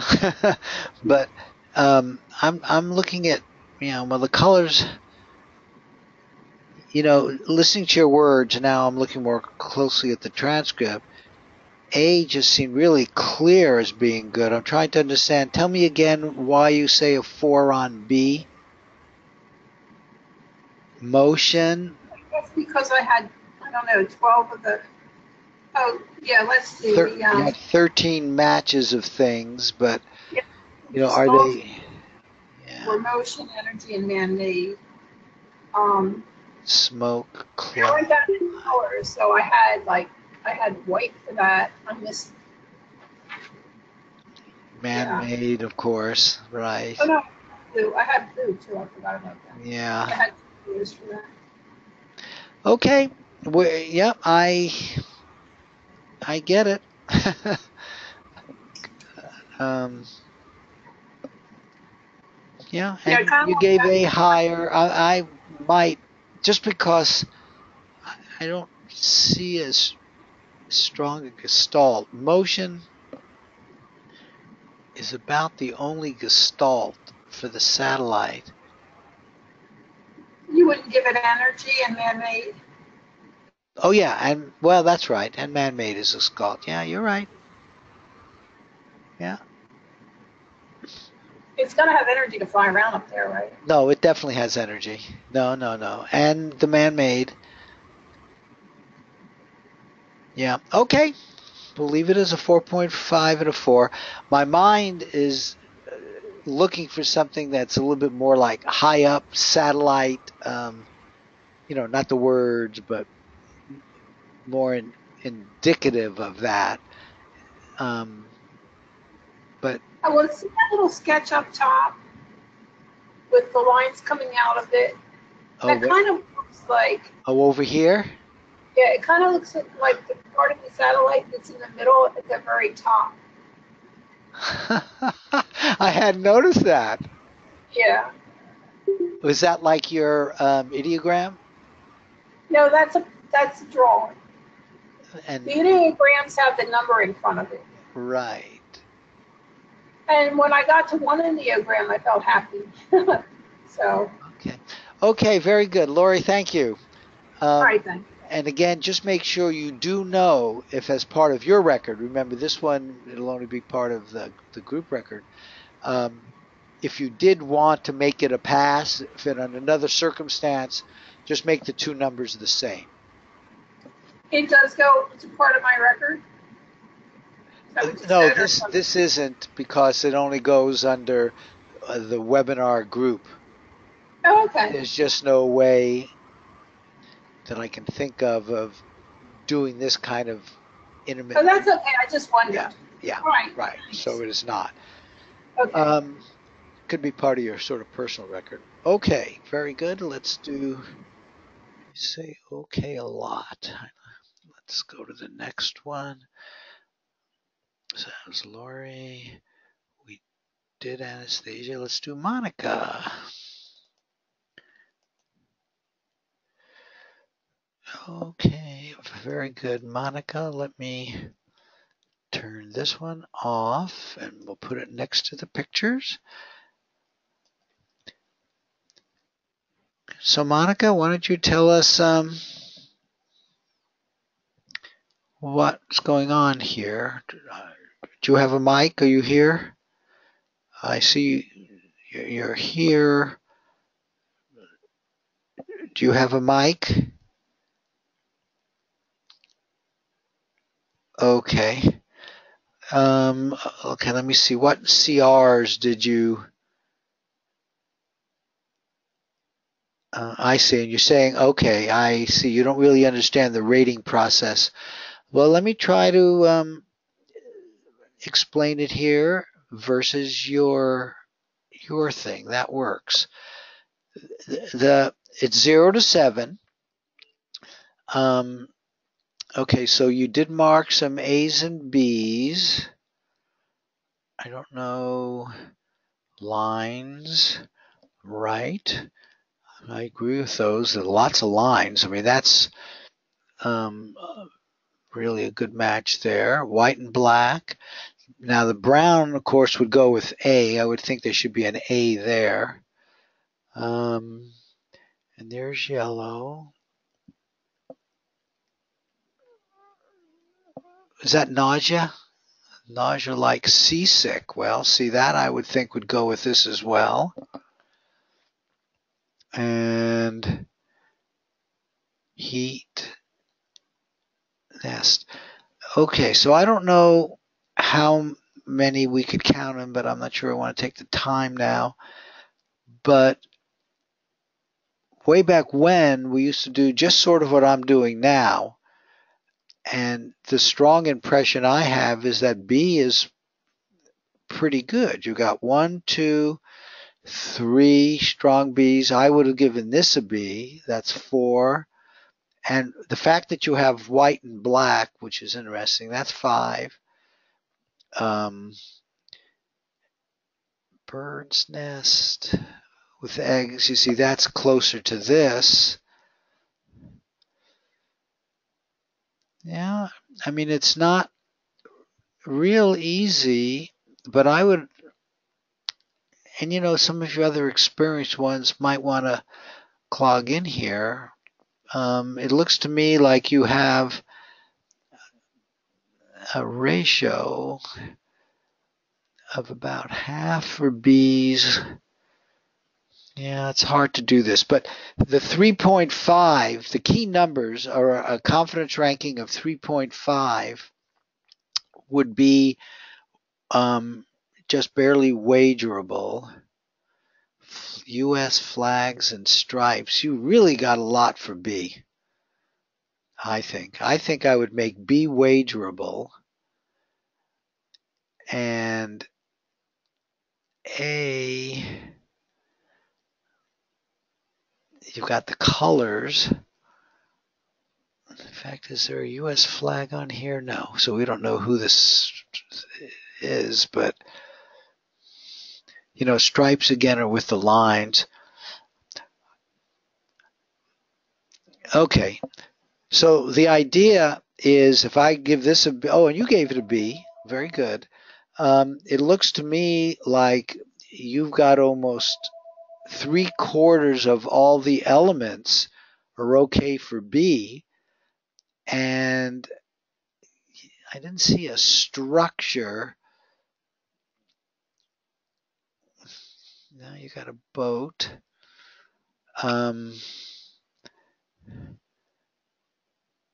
So I would definitely, I don't see a, well, let's look at this sketch. Yeah, there's your bird's nest. That doesn't, well, it's got some circular stuff here, but at best I'd give that, probably both of these, a little A and a little B. You know, this is nature-like, but you know, this has a lot of circles, circular thing. It's not, when you get up to 5, that means it's really strong. I could tell you, wow, look how great this matches that. You know, there are a lot of things that have straight lines, so I wouldn't say it's unique to this, but I give it a lot of strength. And so I have no problem going up to a 3.5 for B. In fact, let me put it in here. Okay, so, yeah, and you said you would choose B. That's right. So, you know, as being the higher one, there you go. Well, what you said is just right. And I would probably, I would give it like a 3.75. Only because I'm not as comfortable as I could be with the gestalts. So I think it's somewhere between a 3.5 and a 4. And you should know different judges differ by 1 most of the time. You know, you get 10 judges and there's going to be a variation of 1 or so. And on the A, I'd probably give that, I don't know, a 2.5, maybe even, no, I think a 2.5. And so that's what I'm going to put in the table. And I don't know if I helped you. Had you done, actually, after we gone through and taken the time to count everything, which I don't know we could have done, but it makes it a little clearer, and then calling out the gestalts make it a little clearer. So, but you've got the general idea already, because this is exactly what I would have done too. I would have chosen B, and that's what you did. Okay, so I hope that helps a little. You might go over the webinar again or some other ones where I talk about the judging. I have some webinars that are focused totally on judging. Okay, thank you, Monica. And let's go back. And let's do Bill. Okay, Bill does all words now. Or maybe he couldn't upload, I don't know. But Bill is a long timer with us. Do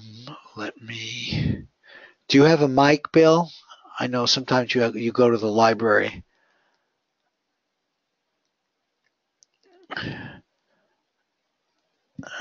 Okay.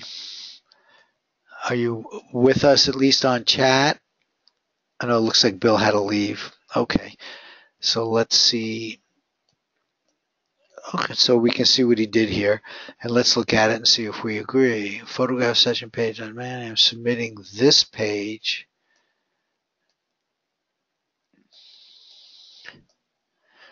As a dummy page to cover the session in a few days, or email the actual size. See, this is a cartoon. Okay, so he just couldn't get the image. It's a burly guy. There's a pair of mirrors in the background, reflecting the image of a candle. Well, I'll just accept his 4 and 1. Okay. And so I'm putting him in the table here. Bill, 4 and 1. And let's now go see the next one. I just think it is worth for all of you, everybody who's doing this, to take the time to see the way other people work. You get ideas from them. Okay, there's Donna. Okay, very good, Donna. Let's move this over here. Okay, Donna. Let's see. Hi, how you doing? Oh, just getting over whatever that terrible epidemic is. I know, so many have that. Okay. Why don't you, let's see, what are your CRs, first of all? I don't have you in our table yet. I'm trying to put them on the paper. 4 for A, Mm-hmm. 0.5 for B. Wait, what? 0.5 or something 0.5? 0.5, 0.5. No, 2.5. Got it. I'm sorry. You're a little low, and I don't want to ask you to shout louder I know. with your voice, but okay. See, that's interesting, because here one of the things I see is an aircraft, which is... The only reason that the A is higher is because my initial first impression in Gestalt were of that arch, like the wood there, and then I had the feeling of a covering or a shelter. Yeah. And that was my very first impression of my Gestalt. Yeah. And then I also had some good hits for A, but I used the FIG formula. And that's pretty much where I got my rating, because the Gestalt was rated so high. And I can see 75% of the matches were A versus 25, so. And the first impression was 100% because it felt like a covering or a shelter. Okay, well, that's important. That's good. Yeah, and covering, protective, you even have it here. Outdoor place, people live, work here, green area, landscape. Excellent. I understand what you did. It makes perfect sense. It's totally... I did have a lot of good hits for B, like the support there, the airplane. Right. The metal, I did have a feeling of metal for some reason. Yep. So. I know, and we live in this world, and this is our biggest challenge. Whether we like it or not, the subconscious has access to both of these pictures. Here it's in a very obvious way, and we're playing it up much bigger than we'd normally done, right? Got so many people looking at it and all of that, both of them. But no matter what, a judge must look at it. In fact, I will share with you that Russ Targ and I once did separate judging. I would judge one picture, he would judge the other picture independently, figuring that one judge should not see both pictures. We got a displacement. You know, we keep looking for something that's going to get rid of it completely, and you can't, because the subconscious could go to each one of us individually. You know, they're entangled. This universe of collective consciousness all being entangled is the way the universe works. So then the issue, in my opinion, is you've got to convince, talk your subconscious and consciousness that communication channel, that all you want is the correct one, and don't give me information on the other, please. And you work that during meditations, and I mean, that's the best I know how to put this in the proper context, because we all know that we get things a bit from the other. Now, sometimes it's at the level of chance, but you know, here it looks like it is related to this one. Like your subconscious wanted to peek at both of them. It was too curious. So you might want to talk it out of that. Yes, and I have been having better success. You know, my rates have been going up by really taking a look at the Gestalt and the first impression and what it was trying to tell me initially. Because for me, anyway, my strongest look at the correct target seems to be right after I've taken my coordinate and I told myself I'm going to draw my attention to the correct feedback target. And when I get that first impression, it seems like that's the strongest place.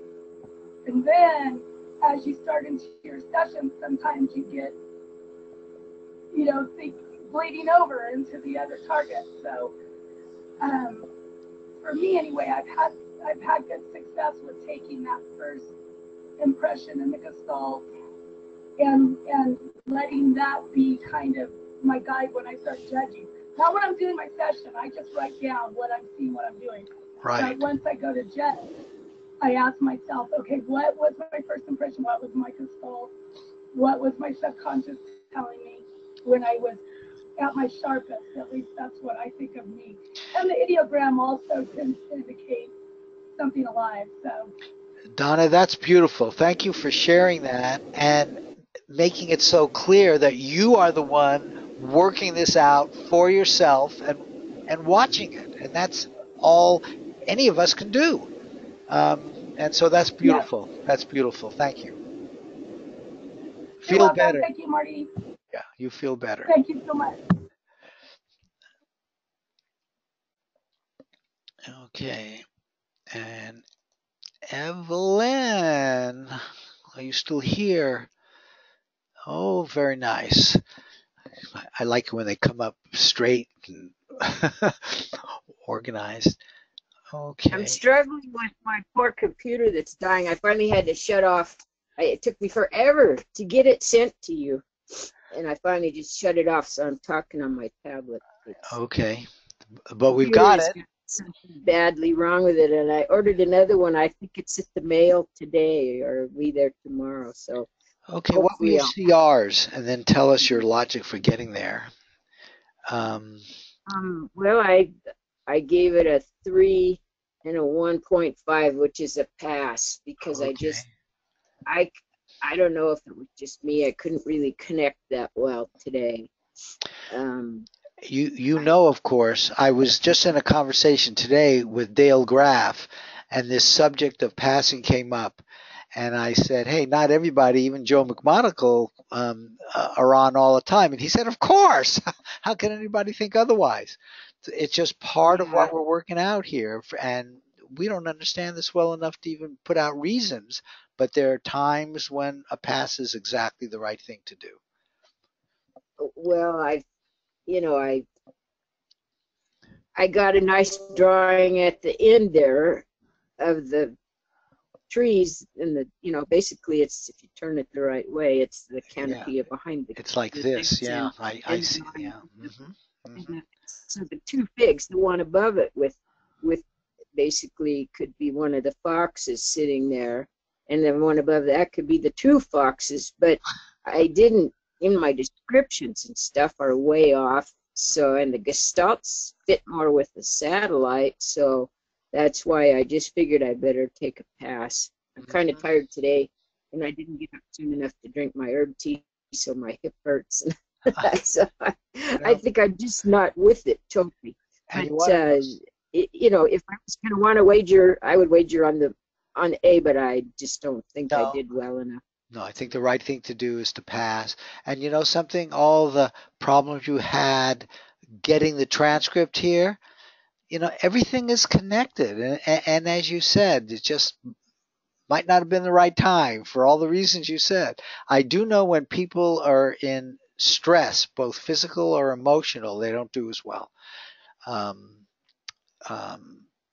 So what I'm saying is this really does sound like the right time to pass.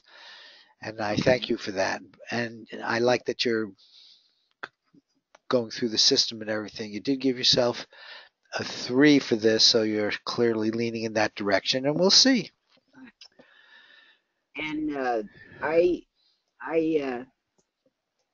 I'm going to write you an email because I had a lot of thoughts about Dale's talk.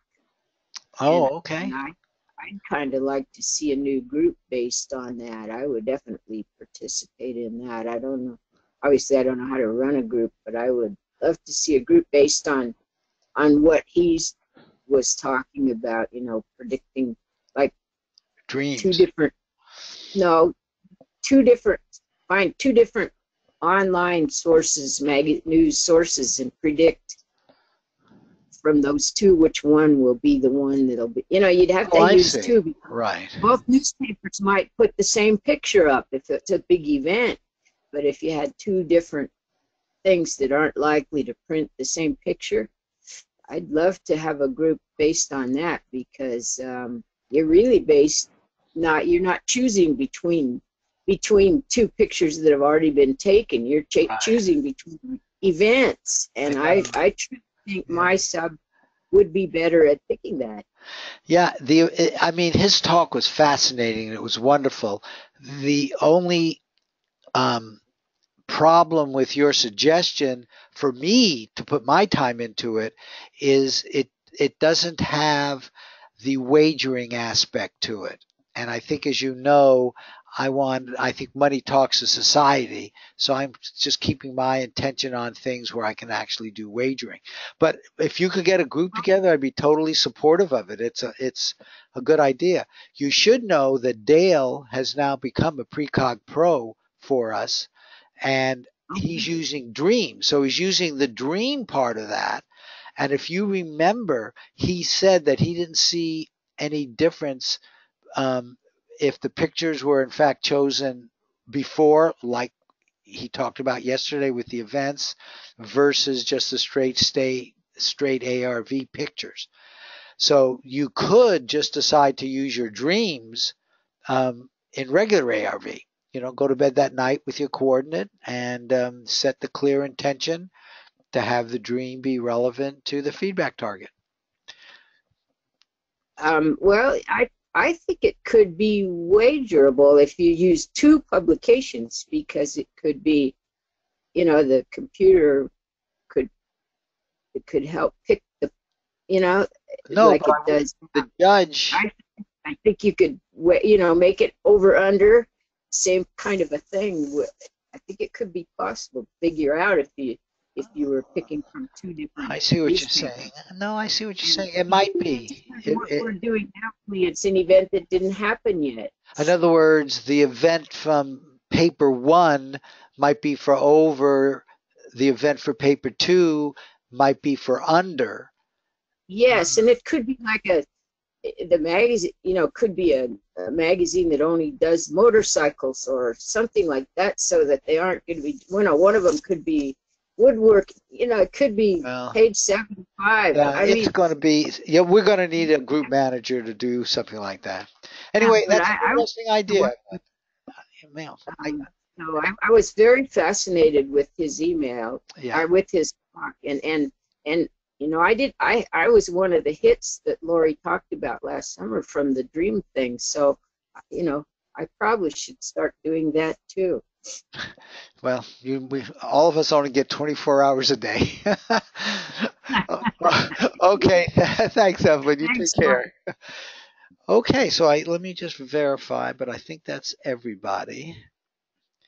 It indeed is. You missed me. Oh, I'm glad you're still here. Who did I miss? And I apologize. Anita. The loudest one of all. Wait, where are you? Where did I? Anita. Oh, Anita. Yeah. I must have clicked you, and why didn't I go to you? Oh, and you have a 3.5 and a 6. Okay, sorry, Anita. No, it's okay. Okay, and let's turn this one around.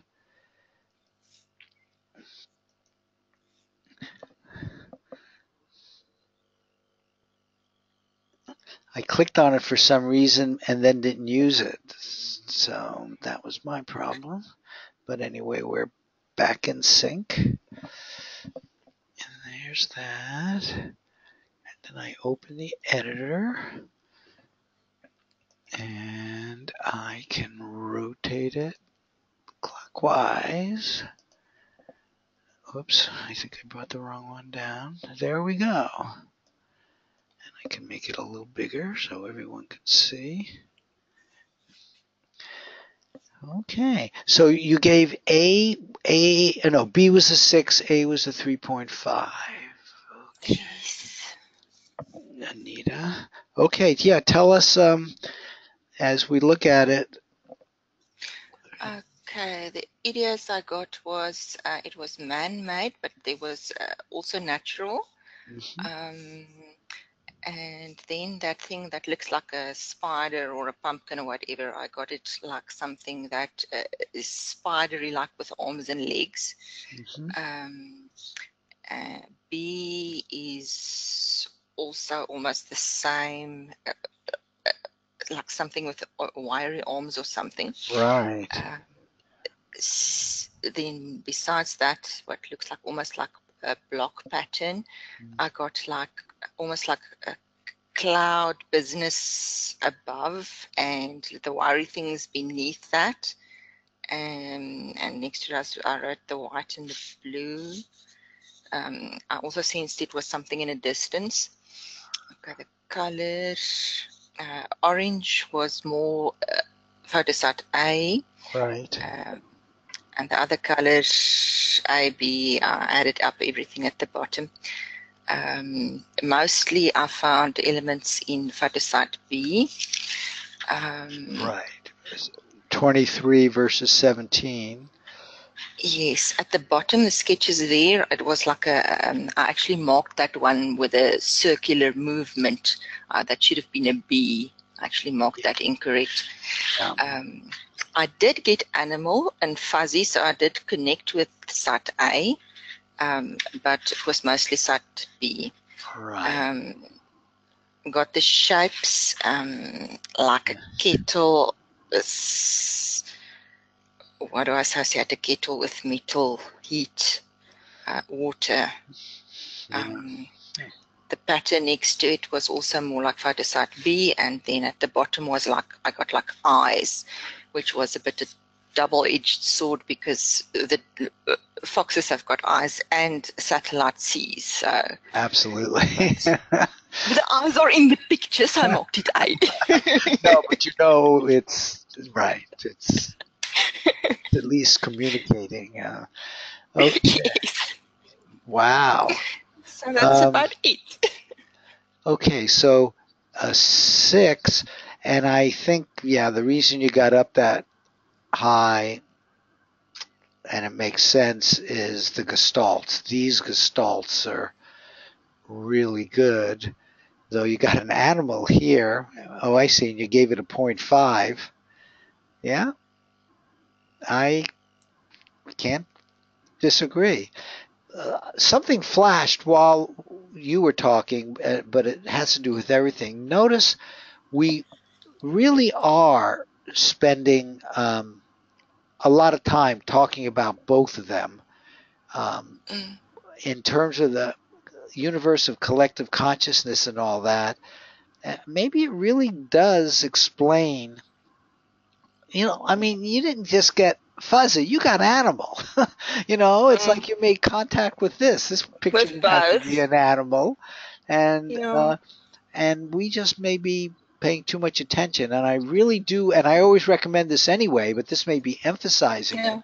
When you do your own work, really, it's just you doing self-judging if you are, or if you want to do independent judging, fine. But even then, whoever is doing the judging, really try to keep it intellectual, low key, make it an almost nothing in the universe of collective consciousness.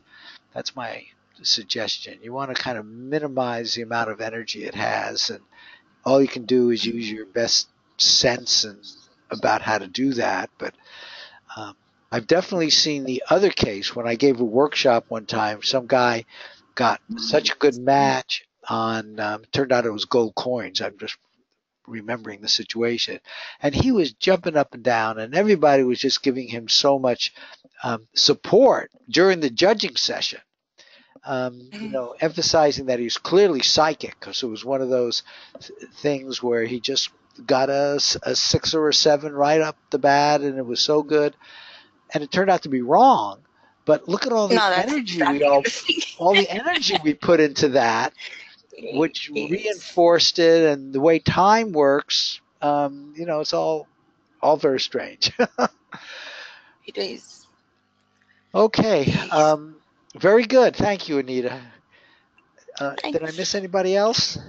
I think that's it. Okay. Good.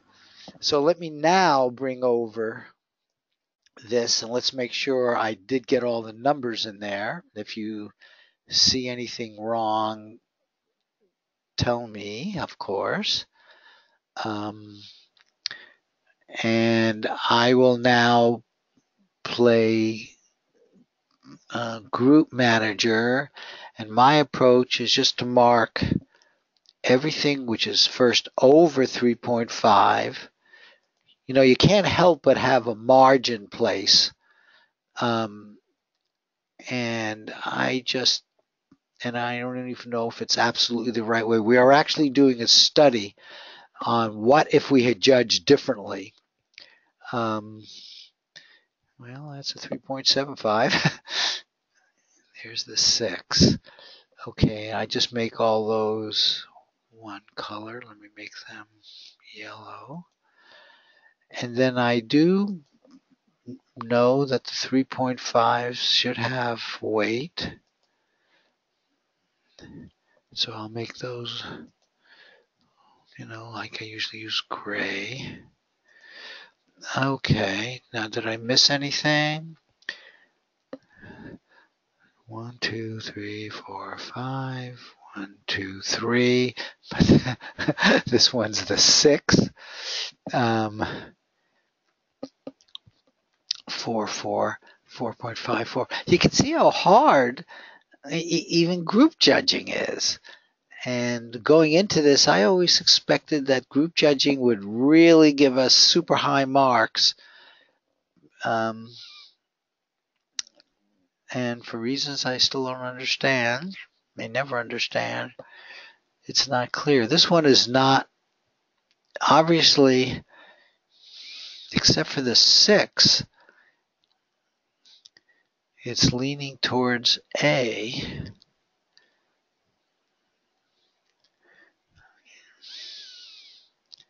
And even, it's like some of you are going to get hits, some of you are going to get misses. Come on, you guys, it isn't like I know that much more about group judging than you do. Let's talk about this. What do you think? You see, this is the data. Okay. If we count, including the grays, anything over 3.5 and don't look at the amounts, we have 1, 2, 3, 4, 5, 6, 7. So this is 3.5 or more. And here we have 1, 2, 3, 4. So if that were your criteria, which some people use, they say, yeah, the difference between the scoring doesn't matter that much. On the other hand, if we take into account, and I think Excel will do that, if I just highlight anything over 3.5, it gave me an average of 4.1. So let's do average of greater than 3.5. So this gave me a 4.1.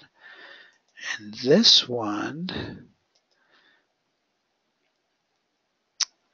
gave me a 4.6. So you see, if we use the average of all the scores, in fact, let's just even do let's do 3.5 and add it. So this is the way you take into account, in principle, the quality. Here I'm getting an average down here of 3.9.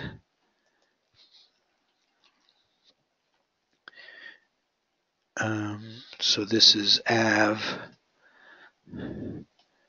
greater or equal. And now let's do it here. This one, this one, this one, this one. And that's giving me an average of 4.3.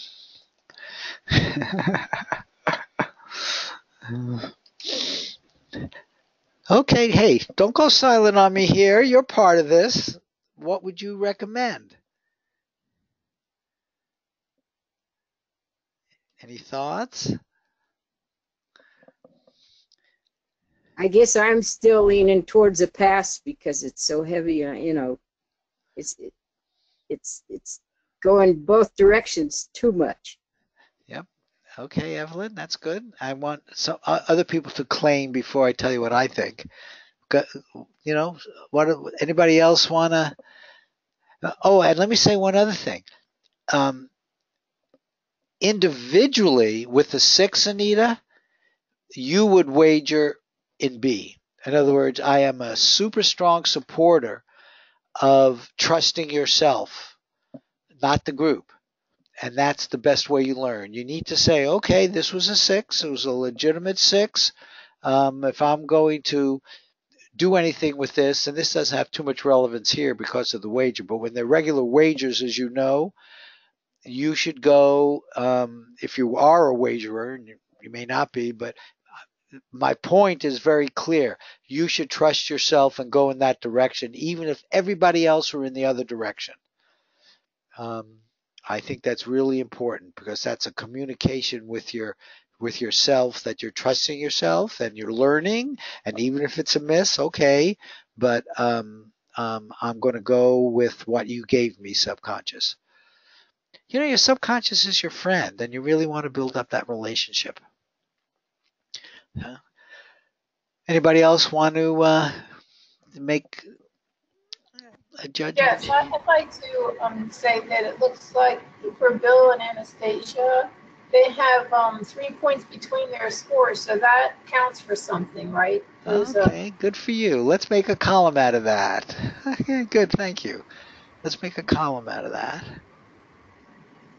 We'll call that the diff column. And also Bill. Yeah, no, I'm going to make diff for A, and then I'll do a diff for B. Difference on B, and then all I have to do here is take, oh no, this is just diff. No, I can't do A. Yes, I can. This one is leaning towards here, so it would be a diff for B.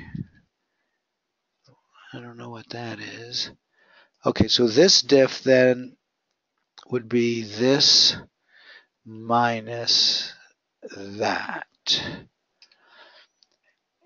And then I can copy this and do it there. No.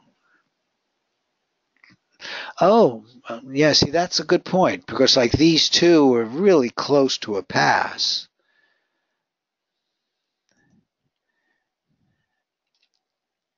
Okay, and now let me do one the other way. So this is this minus this. Control C. There's one there. Ooh, I did something wrong. Oh.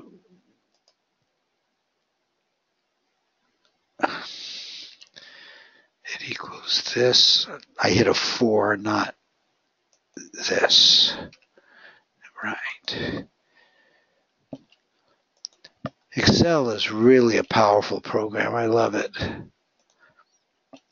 Control V. Control V. No, that doesn't belong there. Okay, so that's a delete. And now let's sum these up. And if I made a mistake, did I miss something? Because I just wonder, are there two bills? Because they have the same scores. I'm sorry, I just didn't understand you. Say that again.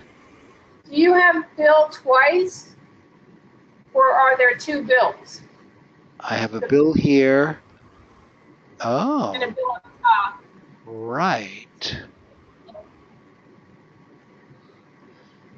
See, I need you all to keep me honest. Very good. We need you too. So what did that change down here? He was, do I have any other doubles? So that's it. So Bill was here. So he. Vince was. So does he count? Because his is wagerable for the A. You didn't put him in that diff. Who didn't I put in? Vince. Well, no, but it's a 3 point. Oh, yeah, but I can do the difference on him, right? Right. Correct, thank you. But now because of the bill, I have to reduce this. Bill was a 4th, so I have to reduce this to 6.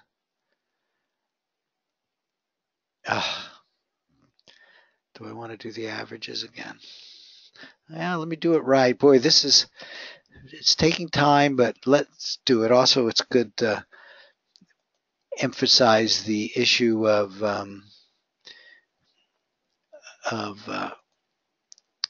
how hard group averaging is. So I did there greater than 3.5. It's now a 4 point. It's still a 4.1. Okay. And then greater than or equal to 3.5. And that average is 3.9.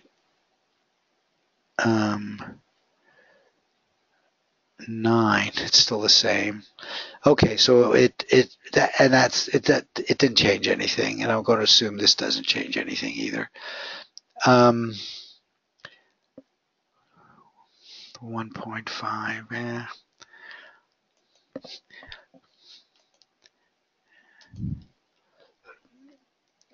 This was a 4.6, yeah. And then we can add this one to it. And it's a 4.3. Okay. So here's where we stand. Now let me do a sum on all of, no, here I can do it this way. Let me do a sum here.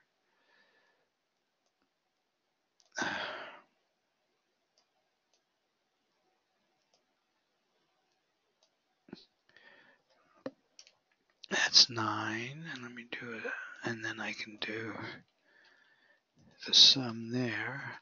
Well, that's interesting. That's interesting, because this again is a significant difference.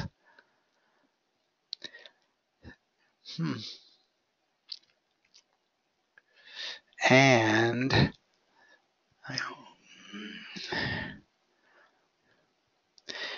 well, I was interesting. I was leaning towards a pass, but this actually says if we go with A, and that's where I'm thinking now, it says what I'm basically saying is that Anita has a displacement for whatever reason. I consider anything over 5, and maybe even a 5. 5 is the one that's on the border, to be displacement, because there are lots of other reasons, like these were too close or whatever. But when it's strong, like a 6, so, and we got so many people. I'm going to do it. Right or wrong, that's what my intuition is telling me now. So I'm going to predict side A. And you understand what I said, Anita. Don't take it personally. Everybody has displacement from time to time, sort of built in. Okay. So I'm going to go with side A, and the overall CRs I would probably give here would be like a 4.5 and a 3.5, which also says these are not too far apart even for the group. Maybe I made a mistake, but that's what I'm going to do. Okay. So in some ways, I'm not listening to my own advice, which says we don't pass enough, but we will see.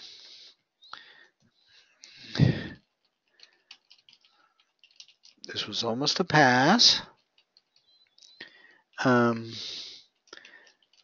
the decision to go with A was based on the differences with CRs.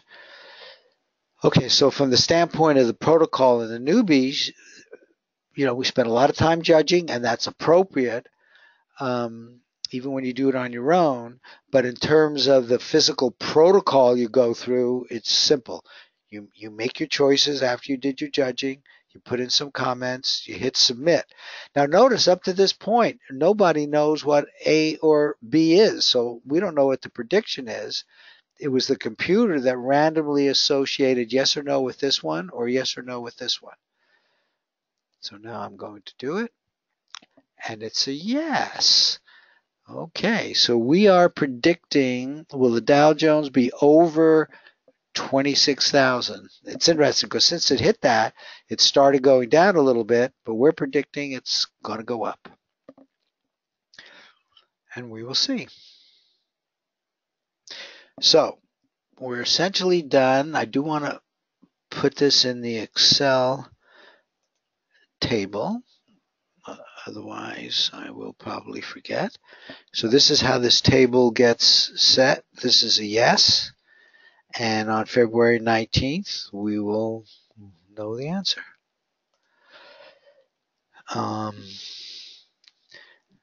It's funny, right now, it worries me because it's like, just as a person who sometimes watches the market, it looks like it's oversold.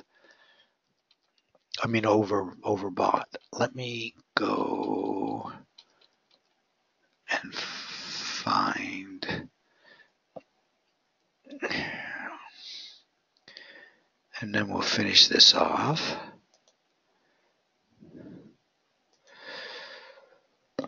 Okay, so big picture summary of all of this is your hits, everything you do in ARV is really set up to be all about the big U. Hey, Marty? Uh-huh.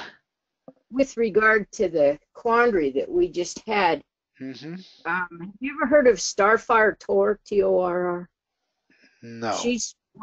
She says she discovered the Mandela effect, but she didn't call it that, and that somebody else, stole the idea from her and popularized it as the Mandela effect. But she does a lot of writing and stuff, and she is on Facebook. She used to come on. Whitley Strieber and Dreamland have had her on in the past, and she's a psychic, but what she works on is timeline shifts, and she thinks that that we actually have timeline slips and timeline shifts. And I've wondered more than once whether predictions get changed because of the things she talks about. A prediction that's made at least well in the future could very much be changed with the timeline shift. So she'd be an interesting speaker for Monday. I was going to say, look, there's so many hypotheses for the misses that I almost don't even consider them anymore. I only consider now trying to increase your own personal hit rate. Why do I care why I miss? You know, what I really want to do is just get more hits. But she sounds interesting. Why don't you just send me an email with not only her name, but if you have her website, you know, any other information you have, so I can get a hold of her. I will. Okay? I will. I'll shut my mic off because. Okay. So here we are, and the way ARV is set up, it is really so beautiful because it is like telepathy with yourself. It's you. It's can you get information from your feedback target, period. And it's certainly a mystery, and all of us can't help struggle in explaining it. But you know what? There are a lot of things out there we really can't explain. The fact of the matter is, it's clear that you can do it. Even when you get a displacement, when you get these good matches, they were clearly precognition. So now what we're really trying to do is manage your personal precognition so that you can get better and better at it. And we've had at least 2 people here say today that they can see themselves getting better and better at it, and we see that. So really enjoy. You guys are right at the cutting edge of this precognition and consciousness paradigm shift, and this will help. You know, as you learn about any other any capabilities you have, they get integrated in terms of your whole life. And I believe that in fact is what is happening here with those of you that are doing this. That it'll assist you in other ways, clearly besides ARV.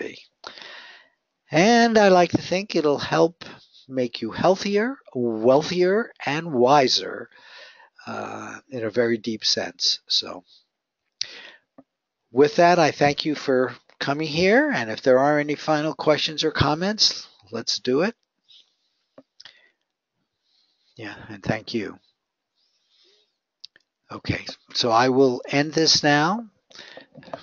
Well, we went almost 3.5 hours. That's as long as I've ever gone before, but hopefully it was worth it to you. I have no problem doing it. I will end it now. You all take care and keep precogging.